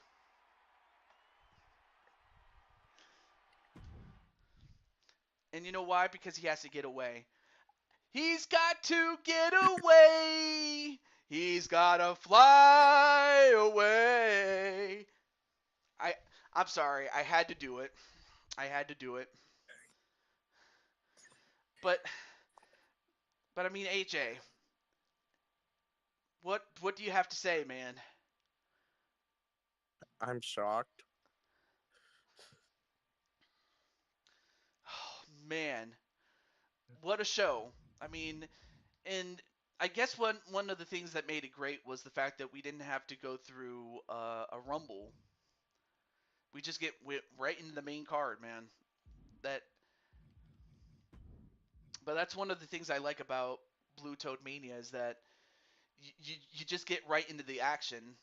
So that's what I like about it. I'm shocked. Hmm. Don't forget to change the titles off screen. Which I'm doing right now. But we'll be back at Raymond James Stadium, which is where this whole thing is taking place in. So I'll just go through the new champions right now. So one of them is the new Queens of Wrestling champion, and that's Maddie Sabin. Any thoughts on Maddie Sabin becoming a champion? She fought her hardest. And not to mention the fact that the Fitness Warriors are still the World Tag Team Champions.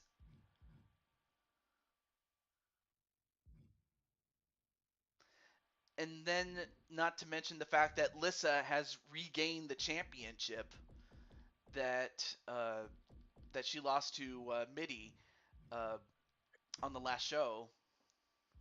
Uh-huh. Then there's you defending your championship, which we just talked about, and then my good friend Adrian became the ECW champion. And And then not Ace lost. what's that? Who did Ace lose his? Oh, yeah, he lost it to Chambly. Yep. And Arkham was the man who dethroned Sly Cooper for the ECW Television Championship. So yeah, Arkham won his first championship, or I don't know if it's his first championship, but it's his first time in a while. Oh, wait a minute. Wait, I just noticed that Lioness and Lissa are. I forgot who is the champion between Lioness and Lissa. Oh, that's right. Lioness is the champ because she beat Lissa for the title. Yeah. How stupid of me. And then let's see who else. And then Lioness is still, or I'm sorry, Bailey is now the new United Kingdom champion. Uh-huh. I don't know if you have any thoughts on her being the champ. She deserves it a bit because she earned it fair and square. Of course, and then of course, Dragonheart Tiffany regained regained. the United States. Oh yeah, she did. Oh, now I forgot what it was. Oh yeah, and then Dragonheart regained the. Dragonheart.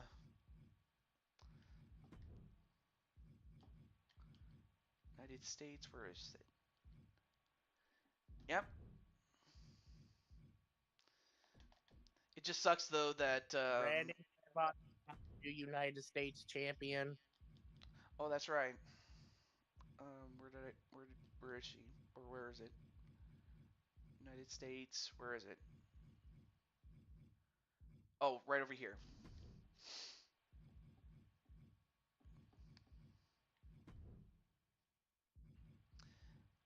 Let's see. And then Azrael gets to keep his European title, so that's good. Yes. And that's about it. All right, so those are the new champs. I'm just gonna go back very quickly to the um, universe mode. So now at this point, I can now fully focus on the House of Black Super Show. Now, one match I can confirm for you is that one of those matches is going to be the CRW World Champion against the BTW World Champion, and well, you can see where we're going with this one, AJ. Who is that?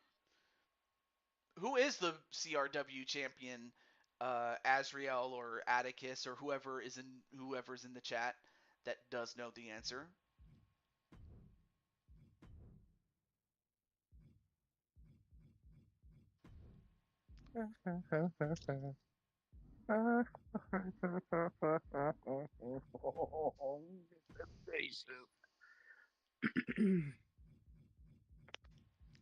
Yeah, in this case, Lissa's not the left right champion anymore. That's Lioness now.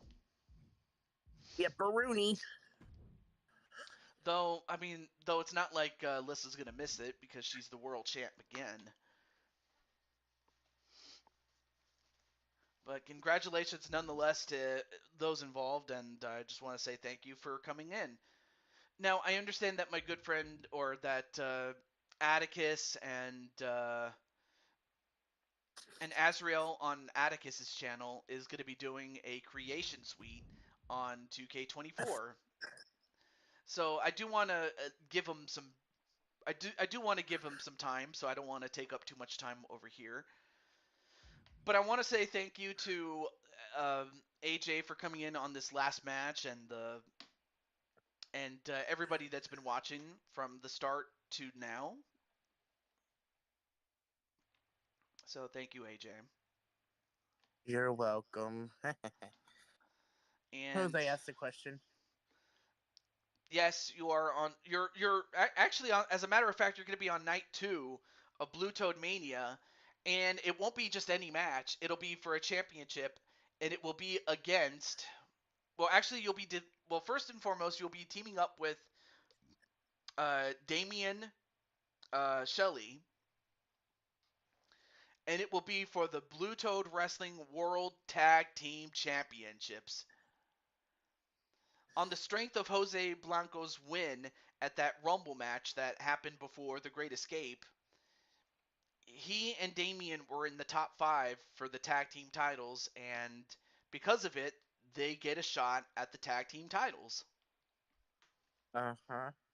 So that's going to be an interesting matchup going into that, um, but in addition to that, I can tell you another match that we have tentatively, I speaking that is, and that's the fact that the Four Kings Championship is also going to be on the line. So you're going to So have a I'll be very in 2 busy matches. night. Yeah. What about Jarman? He's gonna only have one with me. Well, Yay. well, if he beats you, then he would have to defend against Wally. But the thing is, will our title match be earlier in the night show, or will it be towards the end, i.e. the main event or close to the main event? It's more I closer to the think main event. I feel like the Four Kings should be the main event. Oh, for the House of Black? Oh, the House of Black is where the Four Kings is, and then Yeah, of course. my match with Jarman. So, never mind then. Yeah, I was about to I'm say, yeah. only one is just I'll be busy with this one match with who's the better champion, right? Yes. Okay. So with all that said, I'm gonna get with Kelly, Atticus, and Azrael behind the scenes on what matches we can make and what matches would have to be changed based on who is champ and who's not, and things like that. But until then, this is the Blue Toad to Jew 22 signing off. Have a good night, and until next time, peace. Bye.